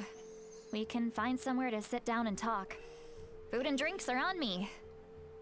It's okay, we can cover our own bill. Paimon's got a secret food fund, so she can do the bills. Really? You're not gonna take her offer? I'm nice. That's right. See, Lolly has gotten a lot quieter since Ororon ran away. She seems to be having a hard time. So if I had clicked the Paimon option, would this internal monologue also still played out? He's right. We're seasoned adventurers, so we're more than capable of paying our own bill. Hey, come on now. You won't even let me take you out for some food and drinks? I just wanted to treat you to a meal. I want to do the same for you. Are you sure? We can save you some Mora. Mora is the least of my concerns. Besides, we're definitely due a meal after all the time we've spent together. Let me get this one. I might be an old hag, but I like to think I'm not completely useless. Seriously, I really hope we get to an event in the future with you and Farazan. I'm begging for this to happen. Hoyo, if you're listening, which I know you're not, please make that happen. Or you aren't listening, but I'm psychically predicting the future because you already have that in the pipeline planned. Sure, that's fine with us, but Paimon doesn't want you to be sad, Sweet Lolly. Or I am putting way too much stock and faith in you because there would have been a dialogue option to mention that we have met someone else in your situation before when she made that introduction. Don't worry. I'm sure a juicy grilled steak will work wonders. Rant over. I heard the word steak. Oh, I love the music in this tavern so much. The three of you walk into the tavern and find a quiet spot to sit. You and Paimon order some food and fruit juice while Citlali brings chugging down a bottle after bottle of wine. What are you looking at? Do you see two people standing by the door? They look like spitting images of each other. Uh-oh. Are they twins? Uh-oh, she drunk. She's seeing double.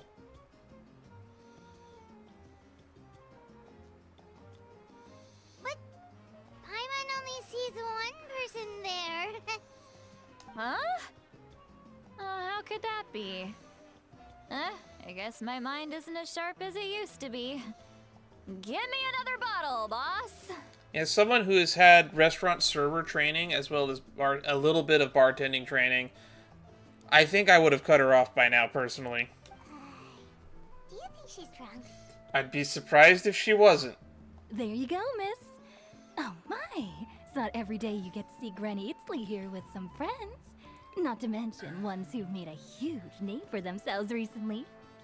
It said that she downed wine bottles, plural. I don't think that constitutes a lightweight. I think that constitutes she drinks way too much. Oh, so you've heard of us? Of course I have. Aren't you the ones who saved Kachina and brought her back? No wonder you hit it off with Granny Citlali. She wouldn't spend time with just anybody, you know. If those two jugs there on the I don't even left-hand remember side the are the last wine time I bottles saw her she with a new finished, friend. I don't think that's a lightweight. That looks like almost 4 liters of wine. Wait, so you call her Granny too? Well, given our ages, it'd probably be more accurate for me to call her my great-great-granny. She's one of the most famous people at the Masters of the Nightwind. Most days, hardly anyone even dares talk to her. Huh? Gossiping about me right in front of my face now, are you, Chonka? Oh, please, Granny, I wouldn't dare. I'm just beyond happy to see you bring over some new friends. After all, any friends of our regulars are sure to be great customers too. We've actually been here before. All right, that's enough. Go on now. I'm sure the other customers would like to talk to you as well. There's no need to keep staring at me. I promise I'll keep my alcohol down until I leave. She's gonna barf, isn't she? Well then, you have my thanks. I want one of those massive tacos they have on the table behind us. Changalisa downs a few more glasses and begins to stare blankly into space from her chair. You start wondering whether she's actually drunk or working through some complex problem in her head. Seat Lowy? Seat Lowy? Quick, wave your hand in front of her face. Can she see your hand? Who's that? You got some gall calling me by my first name. Let me guess. You want to test your skills against Granny Eatsley, don't ya? Are you still with us, Seat Lowy? You're kinda talking to no one. You chumps come around here, picking fights with me? Well, you know what happens next. Oh, God. You lose, and then run off home to tell everyone about how I'm this big scary bully. It's always the same story.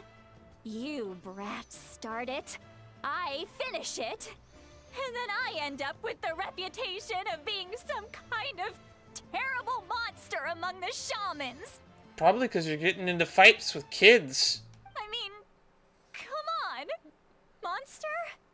Me? Really? What did I do to deserve that? From the sound of it, it sounds like you're beating up kids. Granny Seat Lowy, you're not a monster at all. Exactly. And while we're at it, I'm not some lazy slacker either. Between meditation, advising the chief, and speaking with the Wyab, I actually have a pretty packed schedule, you know. Oh, hang on. That is a thumbnail. I get to use the got 'em thumbnail again. Oh yeah. And I have to mentor all the new kids. Hey, new kid. Yeah, you. Who, me? Don't play dumb. Didn't I teach you how to find phlogiston? You see? I know my stuff. I'm a good teacher. You tell him. Thank you for all your teachings, ma'am. That's more like it. About dang time someone showed me a little respect. Yeah, Granny's a hard worker, all right. You can always rely on old Granny. She's gonna throw up, right? Or pass out.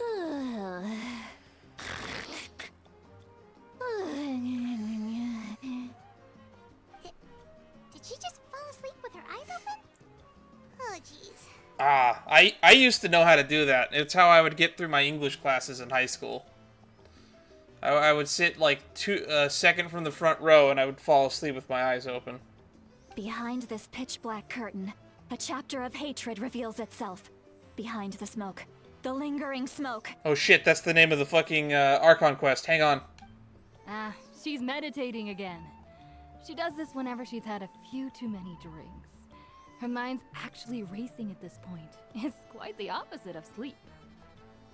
Is this another specialty of the Masters of the Nightwind? No, I'd say it's an ability that's unique to Citlali herself. While she can easily pick up everyone else's skills and tricks, few have been able to master hers. Warning, warning. Red, the color of danger, has now arisen within that pair of eyes. Huh? Are you awake? Traveler? Paimon? What's wrong? I knew it! Girl. Someone get a bucket! Hang on, just keep it in. Phew. Okay, it's passed. That was a close one. Get a bucket just in case. You had Paimon worried. Paimon really thought you were about to barf all over the table just now. Now, for comedic sake, it's gonna happen anyway. How embarrassing. I'm sorry you had to see me like that. That's never happened before, I swear. I've never thrown up. Not once. But we didn't even ask about before. Are you feeling okay? That is a sad, sad restaurant worker right there. There's so much that I want to say, but I can't. I'm just letting you know I would have cut her off probably somewhere into the second bottle. Why not? Of course you can. Just say whatever's on your mind. See, if you ordered 3 bottles of wine for a table, that's all fine and good. But generally when you order 3 bottles of wine for one table, it's not for one person. Please, Paimon. It's not as simple as you think. We've Reminds- only known each other for a few days, right? What would you think of me if I were to start dumping all of my complaints on you after we've only just met?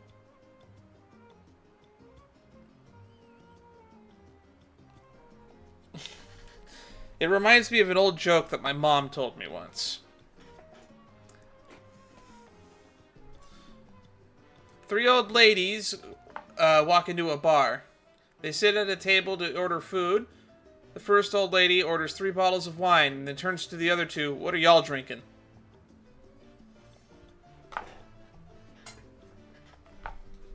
Oh, Paimon gets it. You're hoping that we wouldn't think less of you no matter what you're about to say. No, that wasn't my point at all. Seriously, don't you youngsters know anything about shame? I'm talking about shame. I've lived all these years and still can't get rid of it. Surely, you know the feeling too? Do I have shame? Is there anything I'm ashamed of? Not really, because nothing that's publicly known and nothing that weighs on my mind. Slightly embarrassed about some stuff, but for the most part, nothing that I'd say is deeply shaming.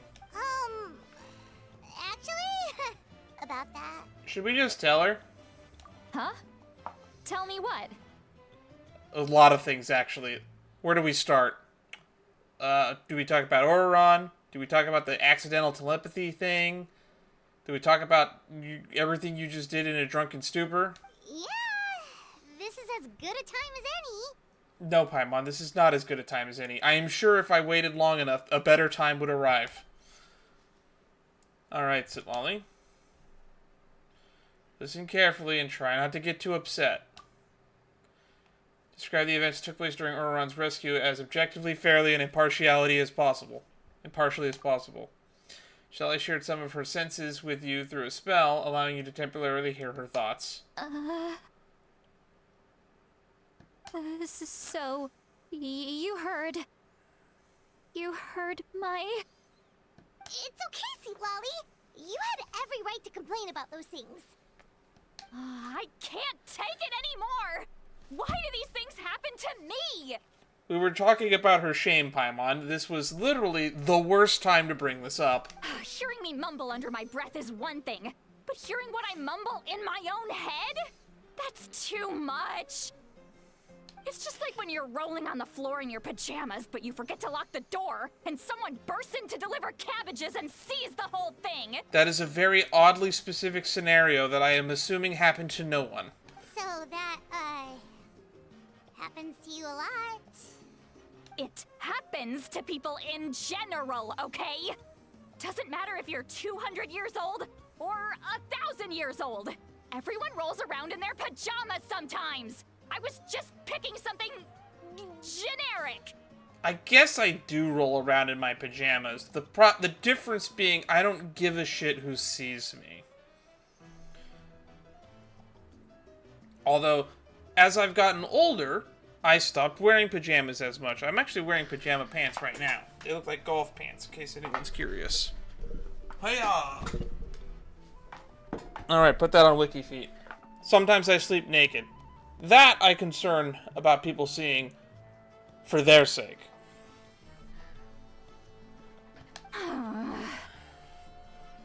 Oh no, she's not gonna say that she doesn't wear pajamas, is she? Because this is a common old people thing. Take a walk with me. I have things to share with you. I love that the eyes have gotten a lot more expressive as the game has gone on. Looks like she's completely given up. Like those criminals Embrace who the just confess cartooniness. everything and accept their fate. Return to monkey. We should follow her just to make sure she doesn't do anything stupid. I'm actually a little bit disappointed that she didn't hurl. I feel like that would have been a very funny opportunity to do something hilarious. Well, great view, right?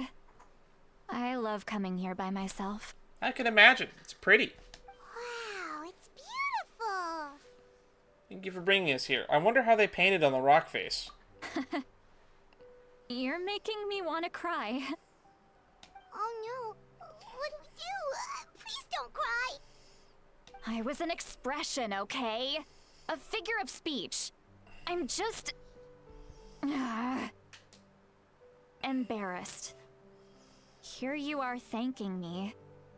Even after you helped me all this time. I mean, to be fair, we also destroyed your spirit stone. Let's just have a casual conversation. More specifically, Chaska It's did it. easiest that way. Really? You don't seem like the kind of person who keeps things casual.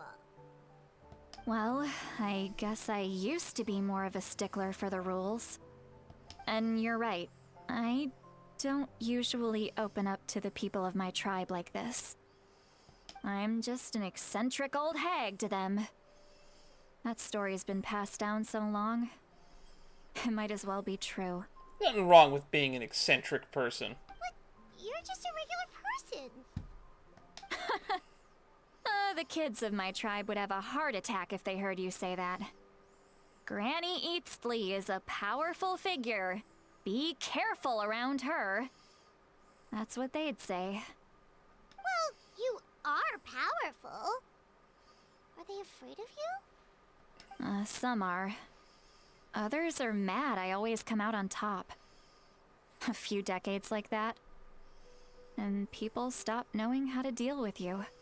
Ah, yes. The troubles of the successful. What about you? I don't have sympathy for these Are these you kind of things scared of me? specifically. We don't find you scary at all. I don't find success all that stressful personally. Taiwan's right. That's because you're not from my tribe. You don't know how many delusions of grandeur I've destroyed just by existing. There's always going to be someone better. I make people realize that no matter how hard they work, they'll never become a living legend like me. I'm content with being an average person. Oh, not to brag or anything. Maybe it's hard to believe. Just pretend I never said anything. Sitlali, destroyer of dreams. We believe you. Shilonen has full faith in your abilities, and Ororon didn't seem scared of you. He thinks of you as his granny, right? Yes, but Ororon's a special case. Mawika already told you about her plan. And you've given so much help to Ororon and me. You deserve to learn the full truth. Ororon's not like other people. As I mentioned, he was abandoned as a child. The reason being, his soul is incomplete. The Masters of the Nightwind view this as a bad omen. capable of bringing about illness and misfortune. Really? No one knows who his parents were. He was just left on a rock in the wilderness. It's a miracle he wasn't devoured by some wild beast. That's horrible. The Masters of the Nightwind believe they can see human souls. And in Ororon's incomplete soul, they saw a possibility for Natlan. A possibility to turn Ororon into a vessel for lost souls. The ceremony would allow lost souls to gather within him. Ororon would then be sent to the Night Kingdom to return the souls Man, to they their did rightful not process place, this audio enough. strengthening the ley lines and completing the ceremony.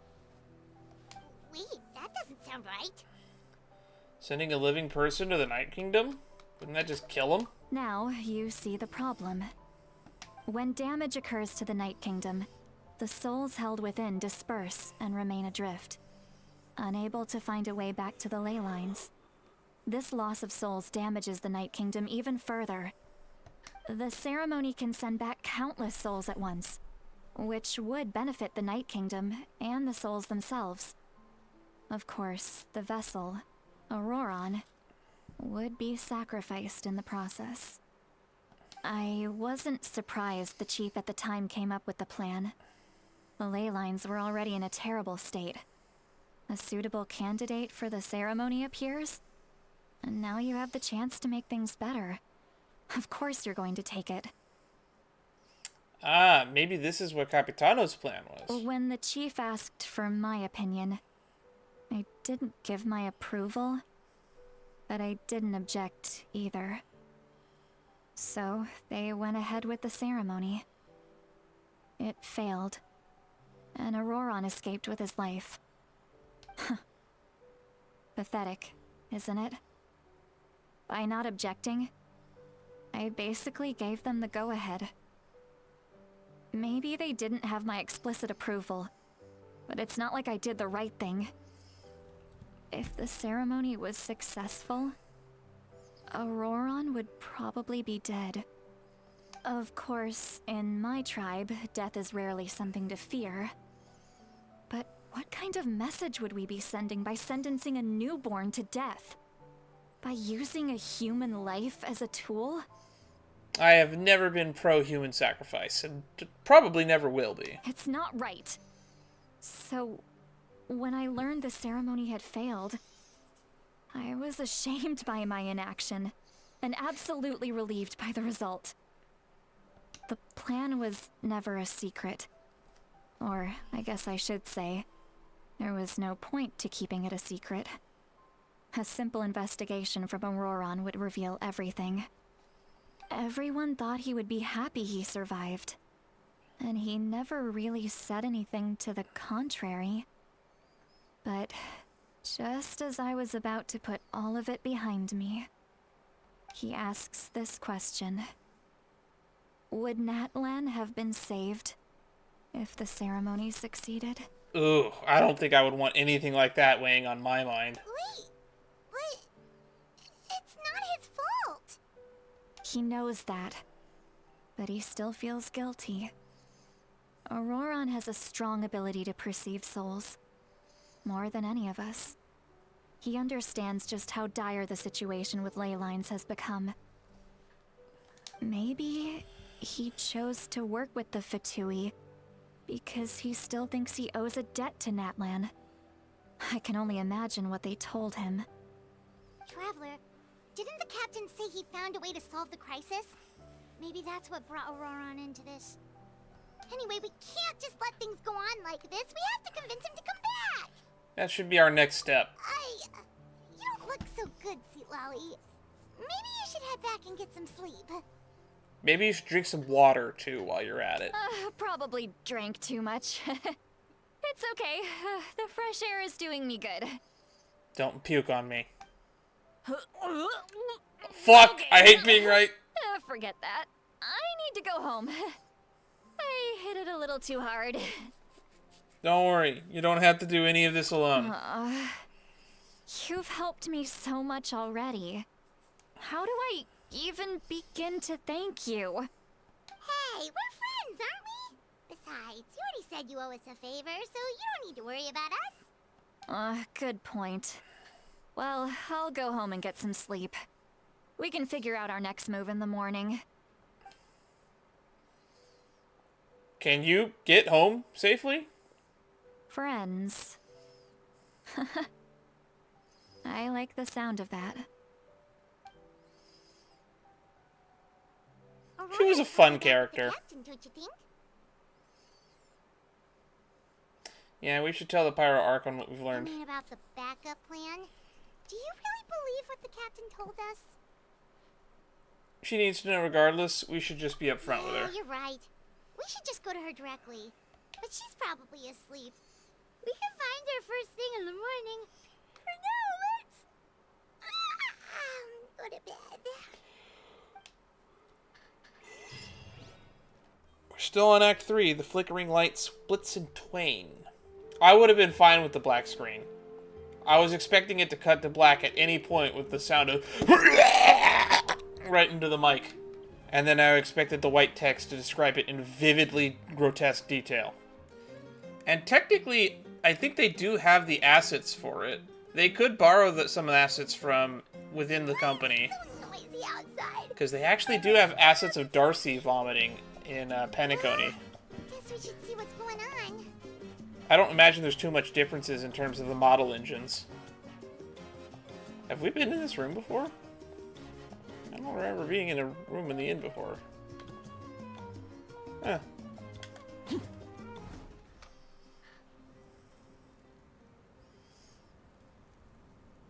You're already here. I was just about to come get you. Wow, you're up early. That's impressive. Especially after all the drinking last night. Let's not bring up last night. I'm embarrassed about the whole thing. Anyway, I was also woken up by the commotion. Looks like all the warriors from the stadium are on the move. I heard many areas have been attacked by the Abyss, including the Masters of the Nightwind. I need to head back right away. The Abyss attacked again? Are you sure you can handle it on your own? Do you need our help? I'll be fine. We also have the support of the warriors stationed at the various outposts. Given the quick response, things shouldn't get too serious. That's a lot of optimism. The stadium could always use more manpower, so you should join the forces here. What about Ororon? I'm done making excuses for him. He's not a child anymore. He needs to take responsibility for his actions.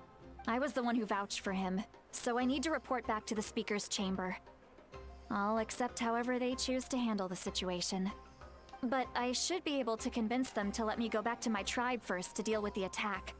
As for the ancient name, once we handle this crisis, I'll talk to Shilonen right away.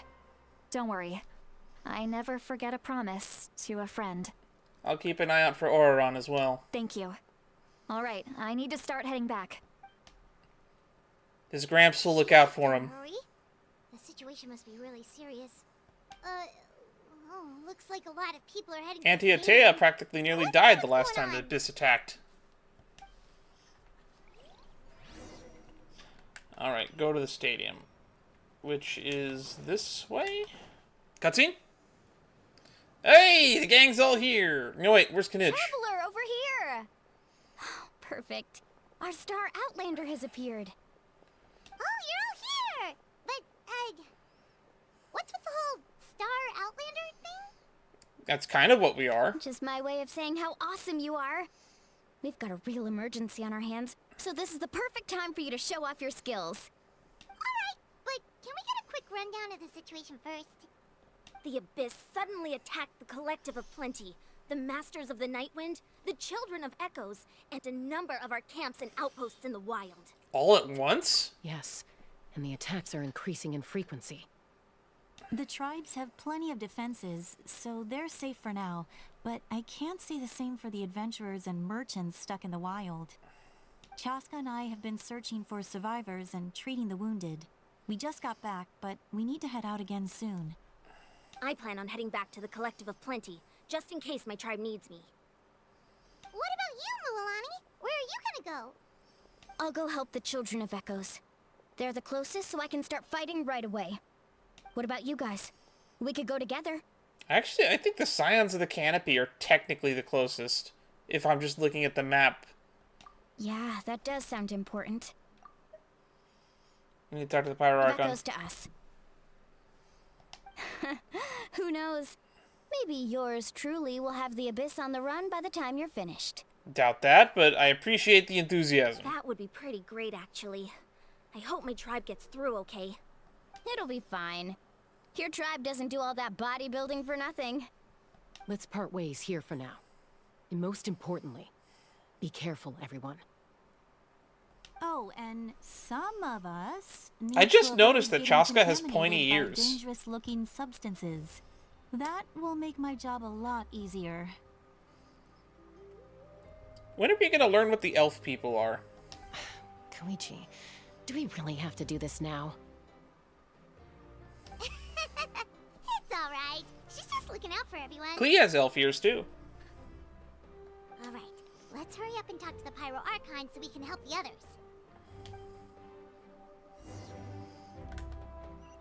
Alright.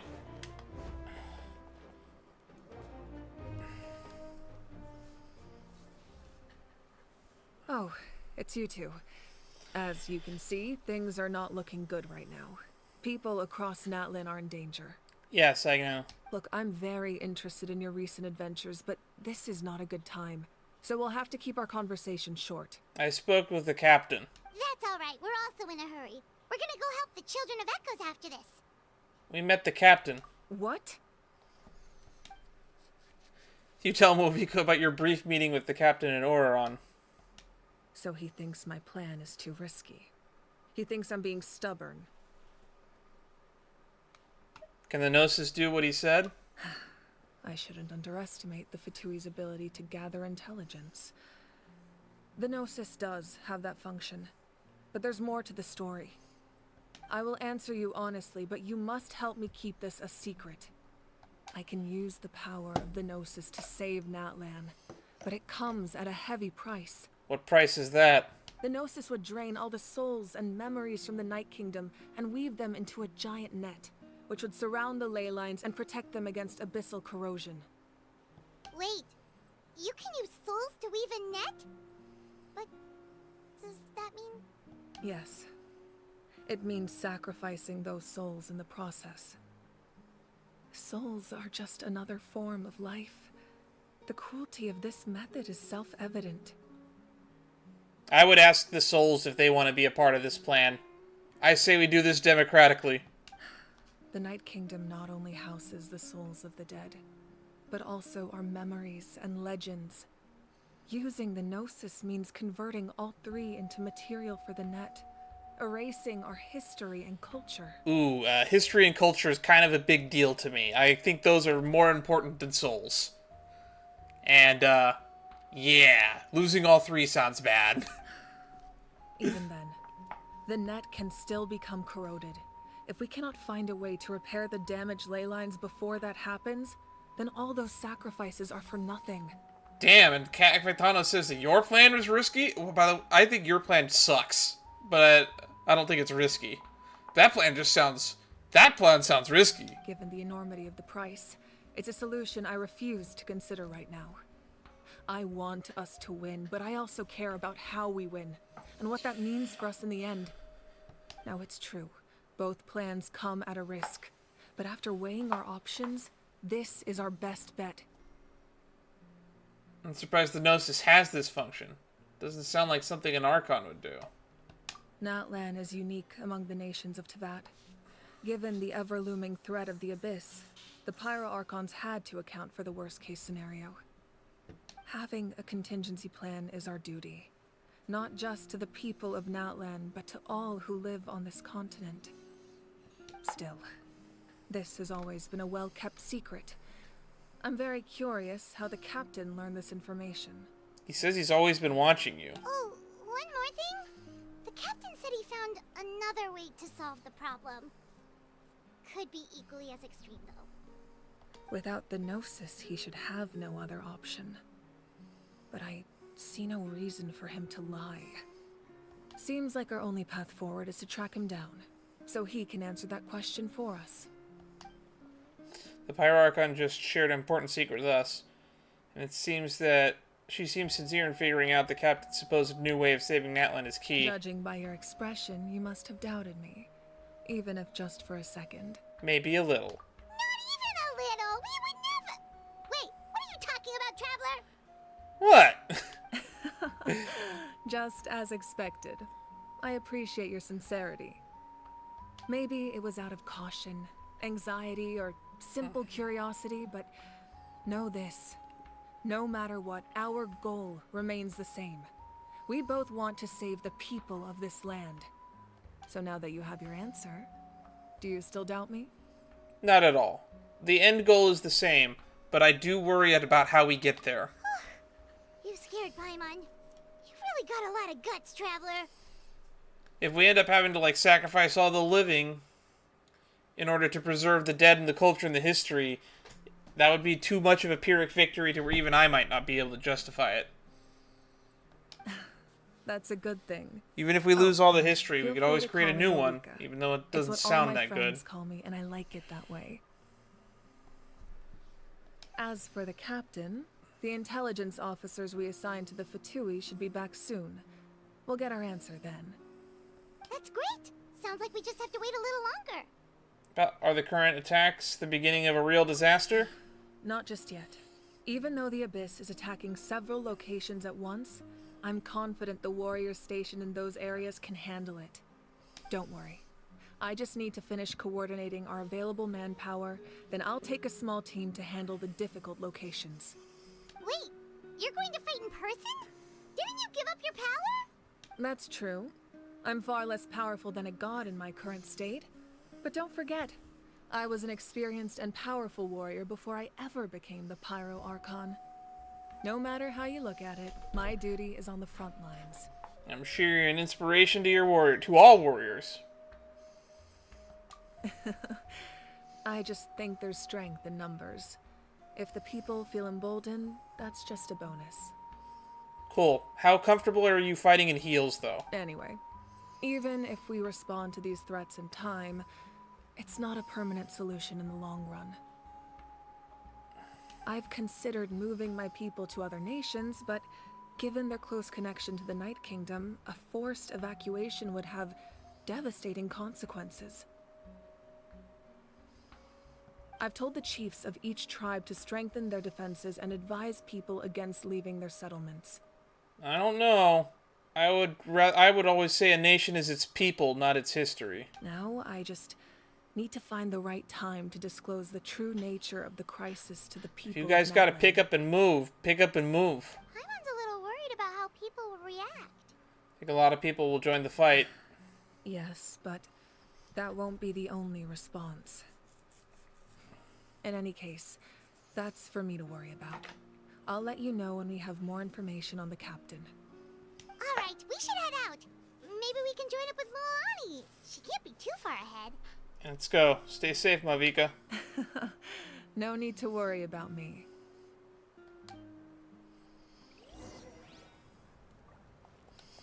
To the Children of Echoes.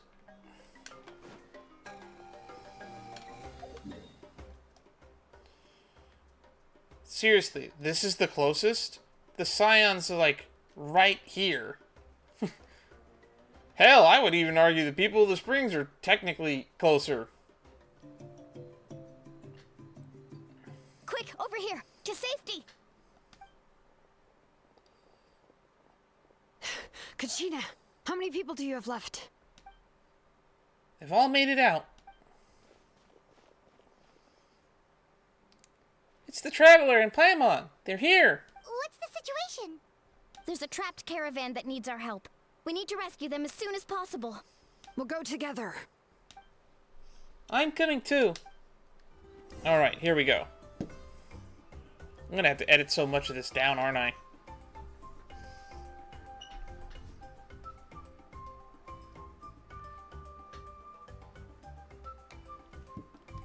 Stay safe. Ooh. We've got this.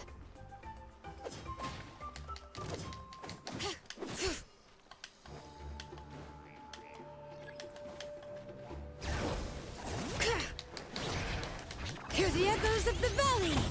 Let's ride!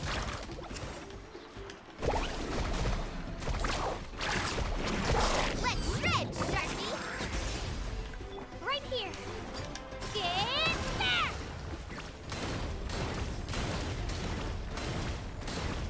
Gina is so fun to play.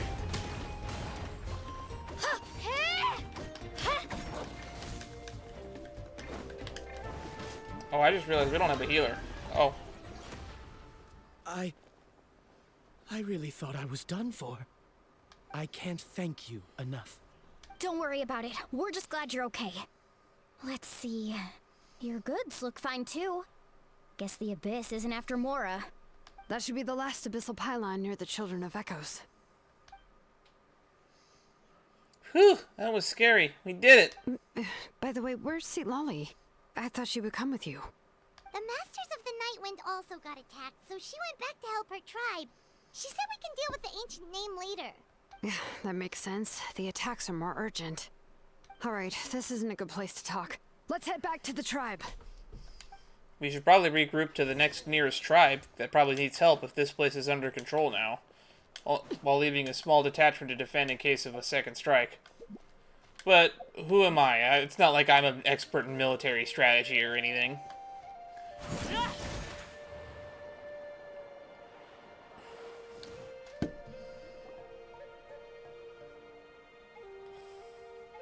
Looks like a few people were hurt after all. Oh, I should have got here sooner.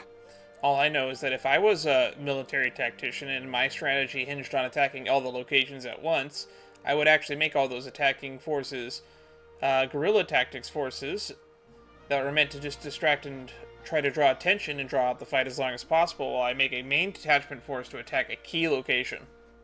Like the stadium. The Abyss threw a lot at us at once. I rushed out as soon as I heard the alarm, and there were already so many monsters. Before long, Kachina brought over a whole group of warriors, and just like that, we destroyed several pylons as a team. I wasn't in charge or anything, we just happened to be together.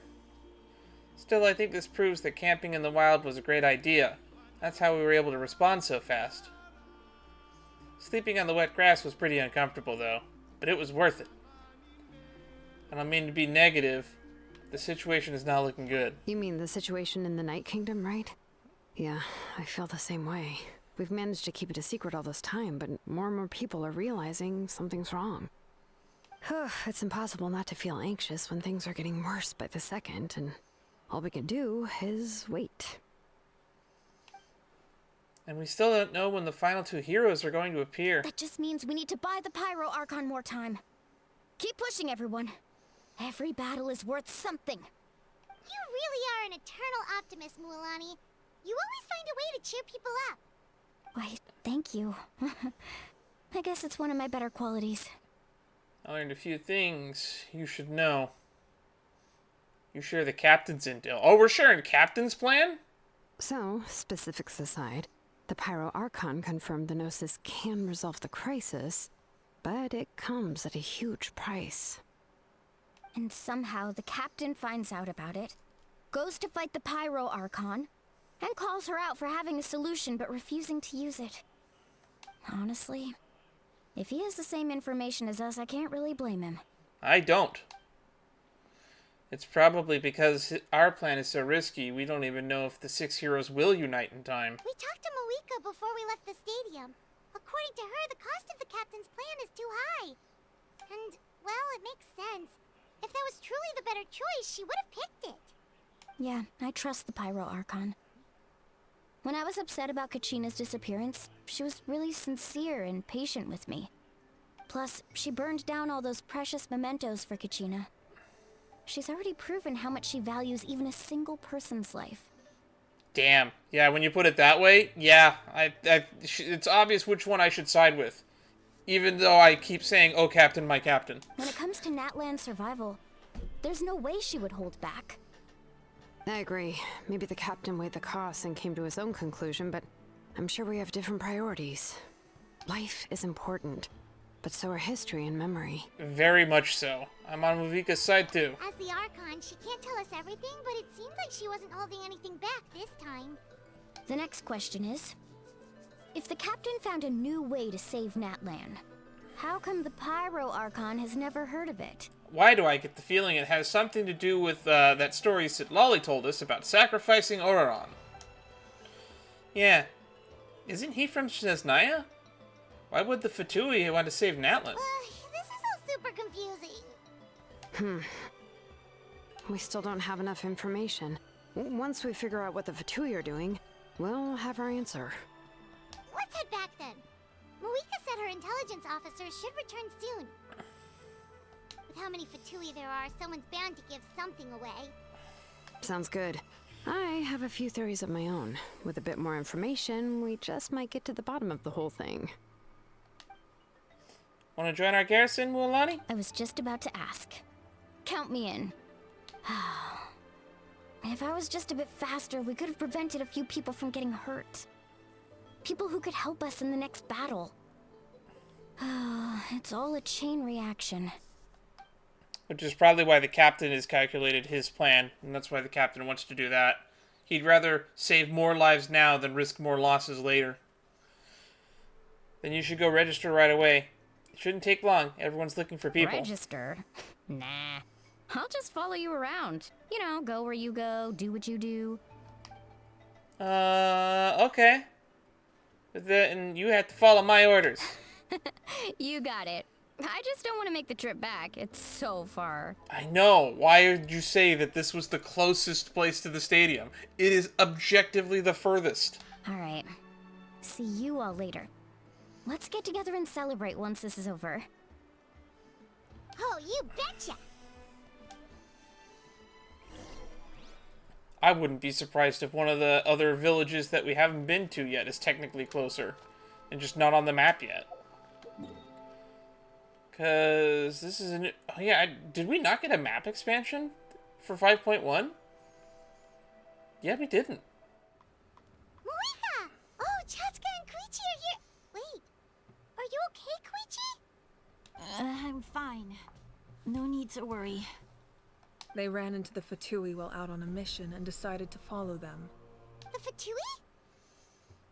They wounded Koichi? Calm down and let me explain. Here's what happened. Ooh, are we gonna get to play as Chaska? Or are we just gonna get a cutscene? I'm fine with either. The Fatui are still to this day my most... the faction I find the most intriguing and the most interesting. It's one of the reasons why we're probably saving for our captain pools. It's the Fatui. Were they attacked by the Abyss? No, wait. They're protecting that group over there. They're protecting a group of travelers. Over there. Do you see? You're right. That's a traveling group from Natlan. Could they be trading for something? Let's keep observing for now. I would have jumped in to help. We're glad you're okay. Given the appearance of abyss monsters all over Natlan, you should cancel your journey and seek shelter at the stadium or one of the tribes. Thank you so much. I wish there was something we could give you. We don't expect anything in return. We were out on a mission and saw you being attacked. It was our decision to help. We always hear about how nice the captain and his men are. If you truly wish to repay the favor, you can keep this a secret. If anyone asks, just say you were saved by warriors from Natlan. Oh, okay. We can do that. But... We're not asking you to cover up our activities. We haven't done anything illegal. Our captain simply wishes to remain undisturbed. Nonetheless, the decision remains yours. If we wanted to keep you quiet, we would have employed a harsher method. Got it. I don't think you needed to say that part, but I appreciate the sentiment. Did you hear that? They mentioned a captain. Isn't that who the Pyro Archon is looking for? Exactly. We could be onto something big. Still, there was no trade. They were just helping people in need.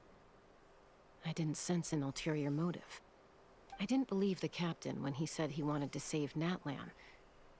But based on what we just saw, It's possible he was telling the truth. I am most certain he was telling the truth, because he has given me no evidence to the contrary. Maybe we've been wrong about the Fatui this whole time. God, please, more of this. I want more of this. It's too early to say.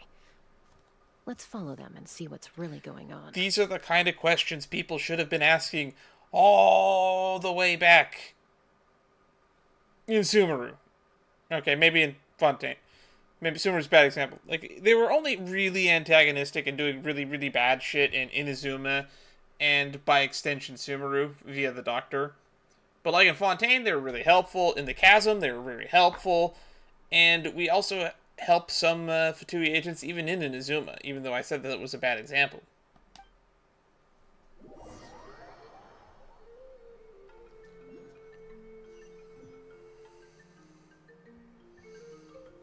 So this is where they were headed.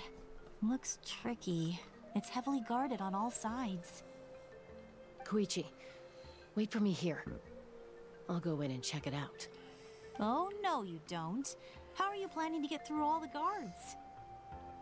Look, I can use this terrain to my advantage. With our tribe's special way of getting around, I doubt they'll see me coming. We still can't see anything. Are we gonna get a Chaska demo? What if you can't find cover? You won't have anyone to watch your back if you go in alone. The more heavily guarded the location, the more valuable the secrets. Even if the captain isn't here, we can still figure out what the Fatui are planning.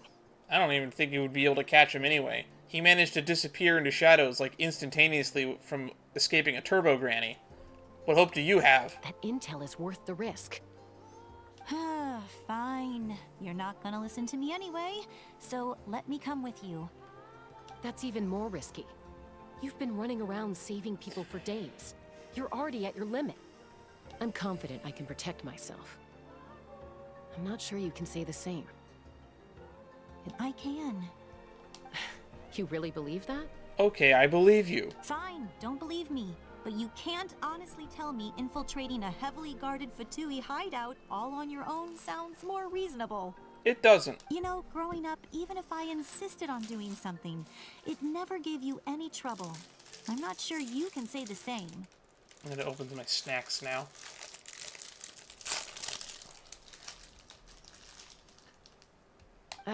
All right. If we start arguing, this will never end. We can't let this opportunity go to waste. Guess that means I win. Don't worry, you're not the only capable young person from our tribe. I can handle this. Young person? How young are these ladies? All right, same plan as usual. We split up, communicate with hand signals, make sure our blind spots are covered, and support each other once we strike. Got your ropes? Yeah, let's go.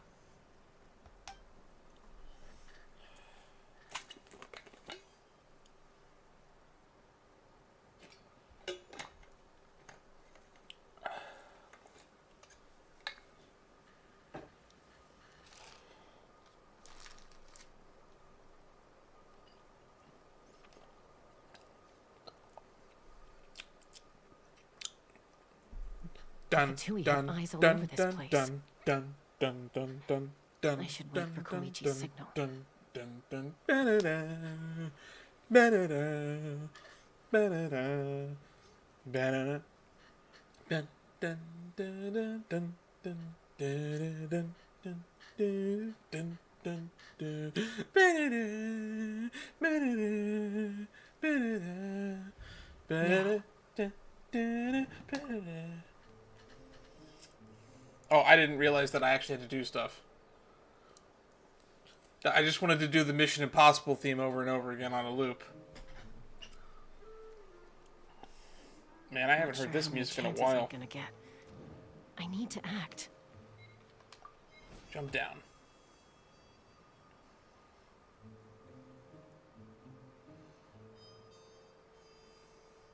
Batman. Good. I made it without getting caught. I should get to that platform over there. But it's guarded by the Fatui. I don't think you'll be able to climb that. Not without being noticed, anyway. Koichi should have line of sight. I'll wait for her signal.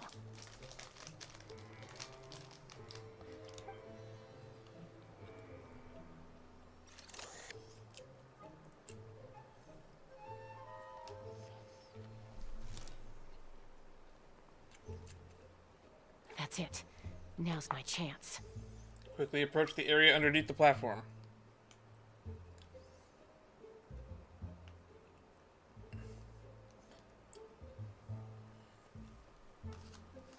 But yeah, how are you gonna get up the platform, though? I don't imagine you'll be able to get through that without being noticed. Staying in one place. I should keep moving. No, you haven't been noticed yet. I think you're fine. Looks like Chaska is helping me by keeping an eye on the Fatui movements. I'll wait for her signal.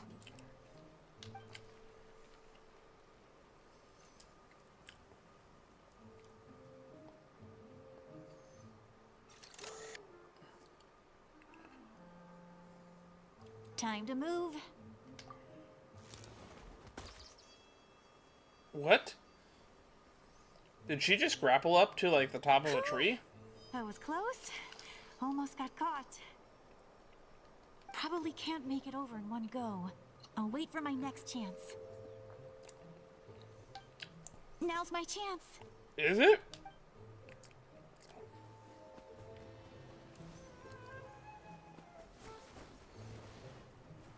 Damn. I made it! That'll show my sister. Good on ya. Let's see.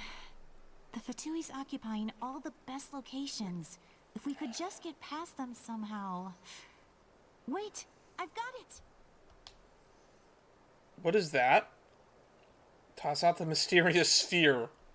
We're playing as her. Why do I not know what the sphere is?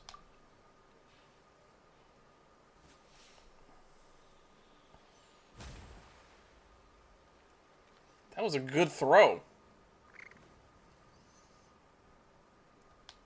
Huh? What's that noise? Did something explode? Oh, it stinks! She's being very loud for supposed to. There were parentheses around her, so she said it in her head. What the heck is that? What do you think you're doing? Oh, there's natives here. I could ask you the same thing. Good, they're arguing. Looks like they just needed an excuse. They've probably had enough of this job already. The people on the hill over there left to help their comrades. This is our chance.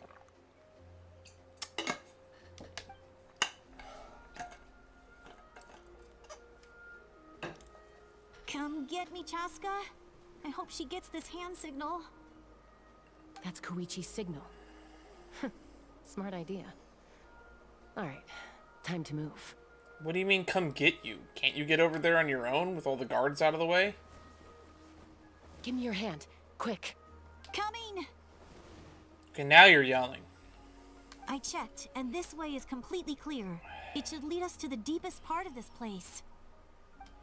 By the way, did you guys infiltrate with an exit strategy in mind?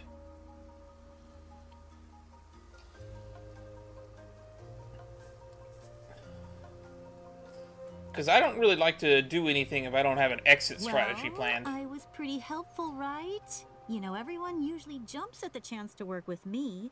Not my own sister, though. No, she avoids me like her life depends on it. Probably because in the middle of a suspicious situation and a hostile work environment, you're having this conversation instead of focusing on the goal. I was wrong, Koichi. You've done well. Wait, you're just gonna admit it?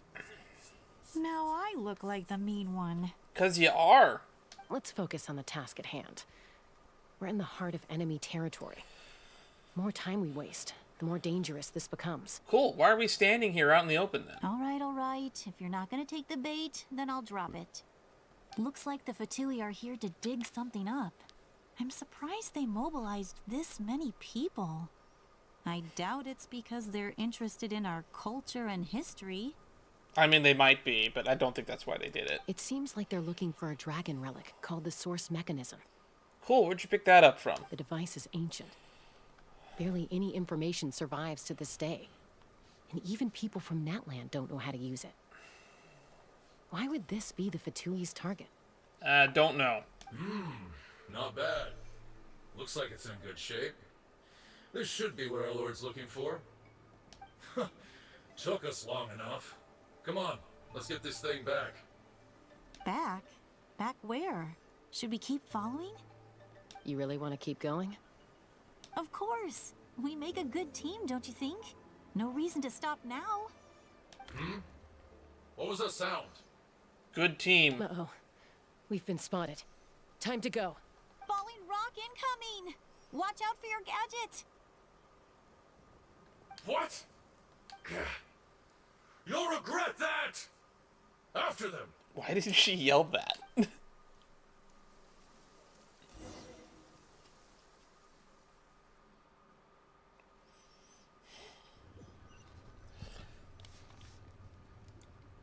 Once we got them off our tail, we went back to observe some more. They'd collected several identical pieces of something. I'm gonna call it the Dragon Engine. Ramos! Until someone tells me otherwise. It looked like they were waiting, though. So we decided to come back. So, Koichi got injured trying to get them off your tail?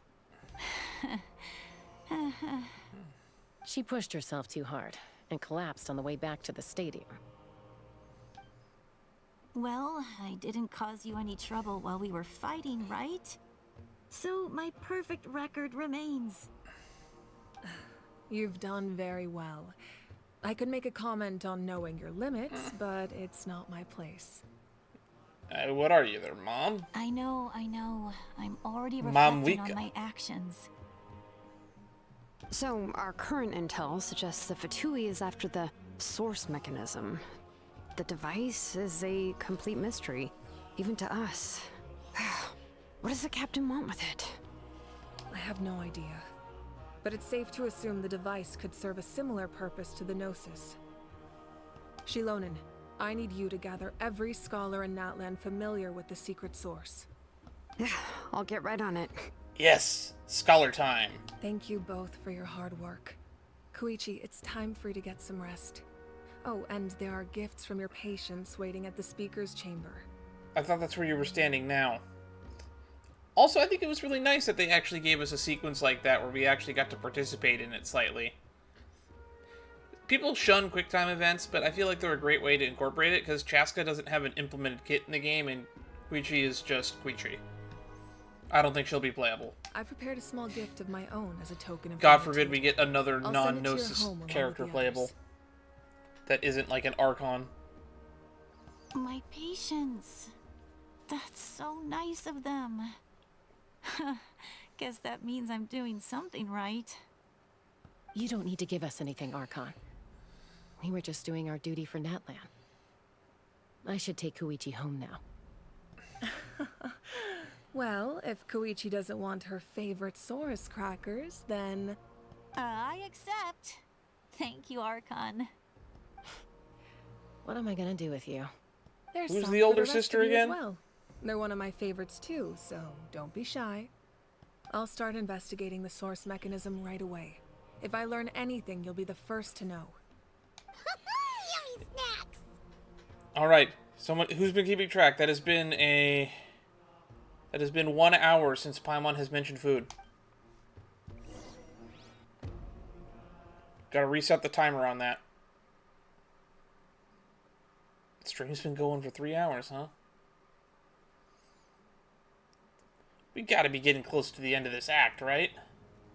What's next for you two? I'm taking Koichi home. With our parents there to keep an eye on her. I can make sure she actually rests. Hey, it's not like I'm some kind of prisoner. I'll be fine in a day or two. There's no need to go all the way home. That's what you always say. Everything's no big deal until you collapse. What if the Abyss attacks again? You're saying if I let you rest in a hotel, you're not gonna rush out the minute you hear the alarm? I won't. Triple promise I won't. And I thought she was the responsible one from the last time we saw her. Mm-hmm.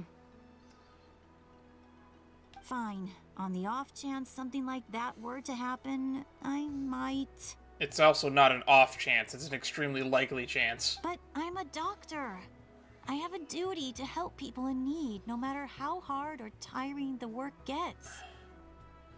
We need you, so you need to look after yourself, too. I guess you're right. But I don't have to like it. This reminds Paimon of when we first met. Except you were the one trying to stop Chaska from doing something dangerous. See, Paimon, this is why I like you. You say what I'm thinking. I'd do the same for anyone trying to put their life in danger. As a doctor, I don't want people to get hurt because of a rash decision. Cool. Say that in a mirror. Then try to see things from my perspective. You clearly want to protect your patients. So can't you understand why your own sister would feel the same way about you? The two of you are the same, you know? I disagree. I understand the risks and costs of my decisions. But you do them anyway. Who wants to be like her? Overconfident, always making excuses when things go wrong. Ah, there's the difference, sisters I appreciate. That's just not true. You think I don't have proof? Okay, don't get into another fight. Just pretend Paimon never said anything. Don't worry, Paimon. You didn't do anything wrong. Arguing is just how we communicate. Neither of us really takes it to heart. Man, I remember when me and my siblings used to argue all the time. Now we don't see each other or speak to each other anymore. Isn't that fun? Plus, I guess we are similar in some ways. Maybe I rush into things without thinking, but I learned that from her. Good times. We're family. I can't help it if my older sister is a bad influence. Okay, you don't have to put it that way. So, you're all good now? This is probably normal for them. Neither of us are really the type to back down, so we'll always have our differences. But still, we get along in our own way. Plus, I know you'll wake up one day and realize I was right all along. I just need to wait. Be my guest. Come on, let's get you home. See you later, Traveler and Paimon. I'll be back once everything's settled at home. Yeah, as long as you don't count a How, I don't think there's a single character we've met in Natlan that I didn't like yet. Was that the case in Fontaine too? I think so. Was there anyone I didn't like in Fontaine? Yeah, I don't know. There's not a lot of characters that I dislike in this game, and that's one of the big high points I have for Genshin. There's no rush. At least grab a nice meal with your family. Bye, you two. Take Meanwhile, care of Nilou and yourself out Sumeru, am I a joke to you? Until you put on a new outfit that's not your that's not like a one-of-a-kind outfit you wore for a very special occasion. Oh yeah, you thought because we were in Natlan I wouldn't complain about Nilou again, huh? Ho ho. Those two will probably make up for real at some point, right? I hope so, Paimon. Well, we've learned a lot. Let's go over everything that we know so far. I guess a good recap would be a good place to end things. You and Paimon try to analyze the captain's goal, you feel like you're just one step away from figuring it out. We're about to get approached, aren't we? Footsteps. Ah, Lolly. Ahem. Sorry for popping up out of nowhere. Again. Oh, you actually laughed when it was in the text box this time. Why do you look so awkward? Oh, is there something you need from us? Okay, I won't beat around the bush. Oh, and I'm sorry for interrupting your rest. I'll treat you to some charcoal grilled steak to make up for it. It's fun. Loves me some charcoal grilled steak. It's my dad's specialty. Awesome! Just give us your orders. Hey, friends don't order each other around. I'm just here to share some news. Remember what we talked about before parting ways? Oh yeah, you mentioned how Ororon has always wanted to save Natlan, and something about his soul being fragmented. Paimon and the Traveler discussed it after you left, and we think Ororon is probably back with the Captain. What do you think? I agree with your hypothesis. And just now, I confirmed it myself. Ororon came back. He helped the Masters of the Nightwind defend our camp. What? He came back? Did he say anything? I told him to give up whatever he's doing, but he refused. He said they're just one step away from success, so there's no way he can back out now. Apparently, he came back to fulfill his duty to our tribe. When he left, he said it was because he still has a duty to Natlan as a whole. I think my prediction of him sacrificing himself for the captain's plan is, because of the weird soul thingy that she mentioned, is definitely what the Tui's actual backup plan is. I'm surprised you let him go at all. I had to prioritize my tribe. Besides, the situation was intense. I couldn't focus on outside and inside threats at the same time. Plus, he was on guard. He knew I would try to go after him, so he made sure to keep his distance. I kept an eye out for a good opportunity, but it never came. All these years of calling me Granny, and I couldn't do a single thing for him in the end. You cared, and that matters. Don't say that! Your tribe all raised him together, right? That couldn't have been easy. You're right. Seeing him come back reminded me of when he was little. Running around the tribe, dropping by random houses right and left. He's not only a child of the Masters of the Nightwind, but a child of Natlan. It's only natural for a child to want to do something for their family. You know, for a Sionin patch, I expected to spend a lot more time with Sionin. This has really just been a Sitlolly fucking episode, hasn't it? Besides, Ororon is my apprentice. He might have a few tricks up his sleeve, but I guarantee I know every single one. Wait, what are you saying? The music Look. is beautiful. Remember how I said Ororon's soul is fragmented? This is the talisman I created to keep it stable. And this gem is what makes the talisman work. It just so happens that Ororon is due for a gem replacement. Since I can't get close to him, I put the new gem in a supply bag and asked Aoife to bring it to him. You guys know Aoife, right? No? No, we don't. Well, he's a pretty famous vet around these parts. He's always bringing me all sorts of things, and he happens to be very good friends with Ororon. Aoife doesn't know what's going on, so he agreed, no questions asked. Ororon would find the gem as soon as he opened the bag. He knows how important it is, so I knew he would make the switch. He probably suspected that I tampered with it. But here's the catch. The trick is on the bag. The moment he touched it, a portion of his memories were copied onto the old gem, which he no longer needed. That's amazing. You can do something like that? Cool. Most people can't, but I can. Man, she's quite the braggart, isn't she? That trick he used to bring you to the Night Kingdom isn't anything special, by the way. My technique is much more subtle. He won't notice anything. So in other words, we have a whole backup of Ororon's memories in this gem. The kid thinks he can take me on? Like I wasn't the one who taught him everything he knows? Alrighty. That's amazing, Seatlolly. Let's take a look right away. Once we get to the bottom of this, we can finally track him down. Or find out the captain's plan. That's actually what I care more about, to be honest, at this point. I know he thinks of me as his grandma, but do you think he'll get mad at me for this? You can be honest. I frankly don't think he'll be upset. That's a tough question. Paimon doesn't have a grandma, so she's not the best person to ask. Families disagree sometimes, but as his family, you had to do this. To be honest, I've always doubted my ability to look after him. I didn't stop the ceremony all those years ago, and now I'm useless again. But if I stop here, it will haunt me until I'm 500 years old. Every night I'll wake up in a fit of anger. So how old are you again?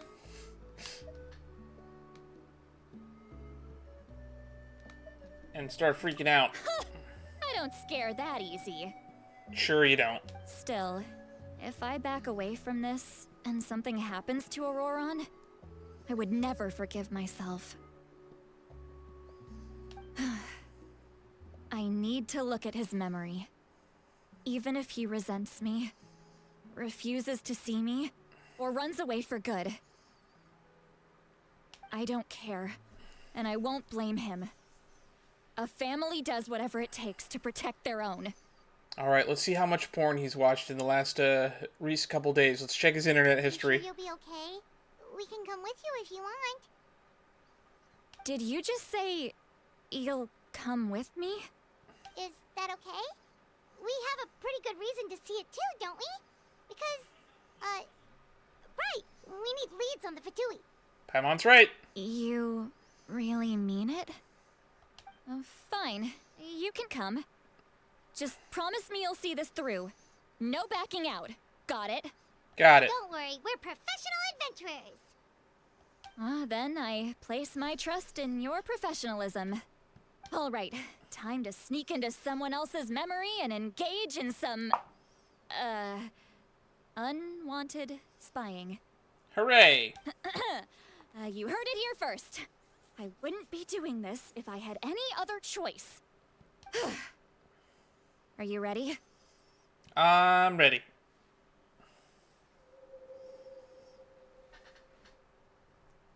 Alrighty. Violation of personal privacy. Go! Ooh, the memory shard's in the bottom corner of the loading screen. He really is just a vegetable farmer, isn't he? Look how good you're doing. You'll grow into nice big radishes in the future. They're nice big radishes right now. And you? Aoife says you're taking up too much space, but I think you're a good tree. What do you think? Hey! How's it going, Ororon? Good. How are you, Uncle Okanbi? Can't complain. What you up to? Naming your vegetables again? No, just some idle conversation. Sounds fascinating. What did they say? I just noticed he has an ear growing out of his hair. They told me you were coming and that you would take some produce with you. Only if you're offering. By the way, I ran into Aoife yesterday. He told me Chaska's fostering a saurian at his place. Said the thing trampled over a part of your radish garden. I hope you two didn't get into a huge fight. No, don't worry. I'll find a way for him to make it up to me. I've already wrapped your share of the produce. Here you go. 4 carrots. You really knew I was coming. That's pretty amazing. Light up the smoke and you can see the path through the shadows. That's what everyone says. Hey, have you seen that strange group of people that just appeared out of nowhere? It's a bat ear. Appeared out of nowhere? I don't think so. It's the Fatui. Their leader seems like a big deal. He didn't bring many men with him, but they're all elite warriors. It seems like they're looking for someone, but I wouldn't go around asking too many questions. If you run into them, be careful. All right. We're gonna find out why he helped the captain. You're from the Masters of the Nightwind, are you not? Why do you live here alone? I enjoy living by myself out in the wild. I guess you're from the Fatui, the one everyone's calling a big deal. Not an inaccurate description. I'm looking for someone who may be known to you. Citlali is her name. Granny? What does an Outlander want with her? I've heard the name. You have business with her? There's no point to further questioning if you insist on hiding things from me. I shall seek answers elsewhere. Oh, he could tell I was lying, and now he's leaving? He gave up just like that? Hey! At least tell me why you're looking for Citlali. It's none of your concern. I have my own means of tracking her down. Seriously. This guy's got like his own like little piano riff that accompanies him everywhere. This score is so dark and brooding. Why are the Fatui looking for her? What does she have to do with them? I look forward to listening to this on the soundtrack when it gets released. I can't just let them go. I'm probably gonna make a copy of it before I can use it in videos. So I can sound dark and ominous whenever I break down a trailer or something. Or make YouTube shorts. And then he's gonna rescue Capitano after the... Yeah, see, listen to this piano riff. It's great. The score. They've just been studying the ley lines and asking for leads on Granny. I can definitely rule out some sort of invasion. The situation has seen no true improvement. The Pyro Archon did not fulfill her promise. My lord. Ignore him. He is no threat. He knows I'm following him, but he doesn't seem to care. Damn, that just shows you how tough he is. He's strong, I can tell. But there's something unusual about him and also familiar in some way. I can't describe it. What is it? My lord, I feel dizzy. A ley line disturbance. Certain presences have been forced to wander outside their rightful realm.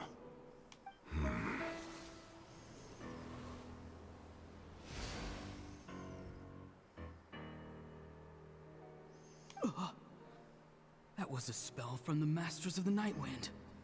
How did he know that? Is he sending those escaped souls back into the ley lines? How did he do that so easily? Soulfaring is supposed to be extremely difficult. This could be related to why he's searching for Granny. That's what Granny did for us when we met her. I feel much better. Thank you, my lord. Think nothing of it. Stay vigilant, and continue to gather information. The Abyss could attack at any moment. If you notice any irregularities, assume drill formation and be prepared to fight. However, there's no reason to over-engage. Information is our first priority. God, I love this guy. Yes, sir. There's a reason I was so excited to finally see the captain in action. I have to go back and look at my old playthrough videos and see how long I've been excited to see this guy. Why are the Fatui fighting against the Abyss? Do they really mean us no harm? We learned from Child and from Scaramouche that they've been fighting against the Abyss for a long time. The enemy of my enemy is my friend, and I will keep saying why we have been overly aggressive towards the Fatui at every opportunity I can.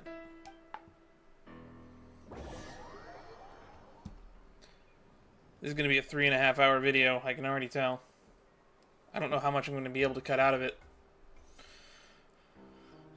But I can never get enough of this scary piano score. Okay, now we're about to approach the fight with Mavica. I'm assuming. I've been following him this whole time and still they ignore me? Do they really not care? It seems like his subordinates refer to him as the captain. Never heard of him before. Really? That's impressive. And now he's headed to the stadium. That's unusual. Oh, what is he gonna do? You two, with me. Everyone else, wait here as instructed.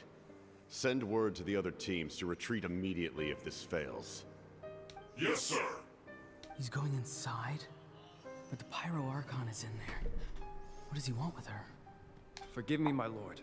Allow me to check one more time. Do you truly wish to do this? The time for idle observation is over. It now falls on me to act. This nation is out of time. Oh. So he's probably been investigating, and he probably knows that the end is near.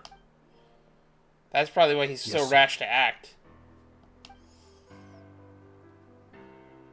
He just walked straight into the stadium. What is he gonna do? And he only asked for 2 guys as backup. Boy, it would have been nice to get just a little bit of that cutscene from another angle. But I am going to get a screen cap of that. Alright, let's save that.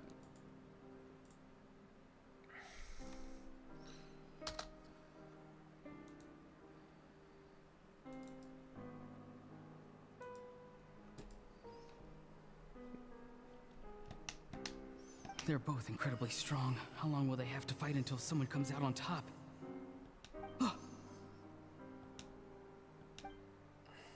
Wait, this feeling.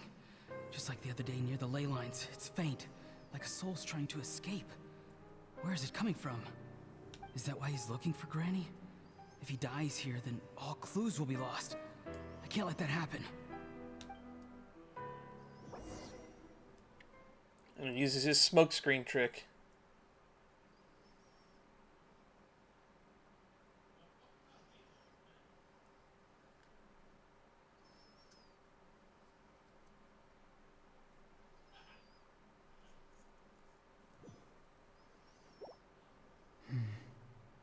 As for you, I must confess, I did not expect that little trick of yours to save the day.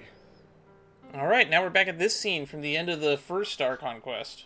No matter how dense the fog, as long as the sun remains, we cannot turn day into night.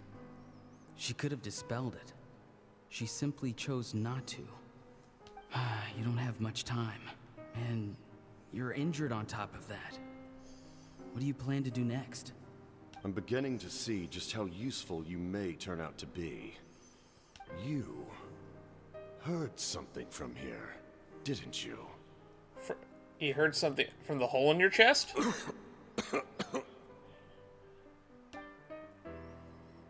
No need to force yourself. I've never seen anyone match the Pyro Archon in battle before. I didn't expect you to intervene at such a critical moment. You know I've been following you. Why didn't you stop me?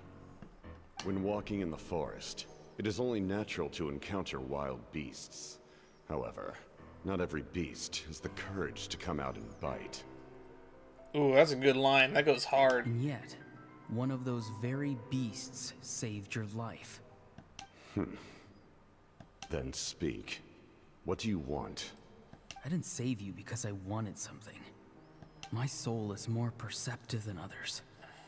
I can sense that the ley lines are extremely weak. I don't know what the Pyro Archon is planning. Can she really save us? The questions you asked her just now, well, I've had very similar doubts. So I felt like I had to help you. So, you can tell the truth. That was quite a reckless decision to make. I'm not sure you realize that. There's no turning back for me now. What I did back there is going to get me in a lot of trouble. You attacked the Pyro Archon in broad daylight, and I used my spell to save you. A single glance was likely all it took for her to recognize my tribe. So, we're in the same boat. Seem to care little for my thoughts on the matter. Yeah, now that you bring it up. It's too late for that. Start from the beginning. Why are you looking for Citlali? Do you know her? Explain your relation to her first. I know you two are acquainted. It was obvious the moment I mentioned her name. Citlali is my elder and my teacher. She taught me everything I know. It's my duty to protect her. If you truly wish to protect her, you should have let me perish at the Pyro Archon's hand. Yet, you chose otherwise. Do I really need to tell you what that means? So you actually wish some ill will on Citlali? I want to do something to change Natlan for the better. Something I can accomplish with my own two hands. You're stranger than anyone I've ever met. But maybe, just maybe, you can show me the way. Strange? Citlali is said to be the legendary Granny Eastly, someone capable of communicating with the Wyab. And the Wyab are the key to information on the Night Kingdom. Why do you need knowledge on the Night Kingdom? That is not something you need to know. Don't forget, I saved your life. Do you not believe the Fatui capable of betraying a debt? Wow. People can lie, but souls cannot. I can tell there's a weight to your soul, a sense of justice. You may not live among your tribe, but you certainly know their tricks. I apologize for my rash judgment. You are more capable than I imagined. Let's go. We'll see if you have what it takes to join my plan. Alright. So that was an interesting conversation. Let's see where it goes, because it's all new stuff from here. We're at the juicy bits. Everything from this point onward is going to be really interesting. I see. Interesting approach. Worth trying, I think. Rather than weaving a net to protect the ley lines, this method would address the root problem by reconstructing the ley lines themselves. Ooh.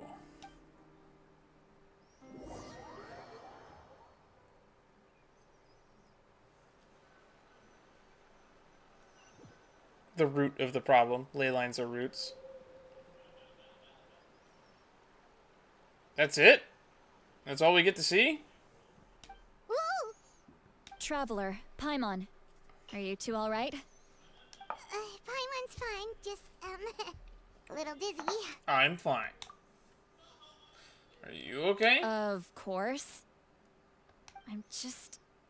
I'm so mad at him. Uh-oh. After everything, he still can't let go of the past.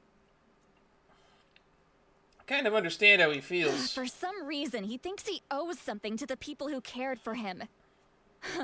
Stubborn, self-righteous fool. Where's that gonna get him? Now that he's all grown up, he thinks no one can tell him what to do?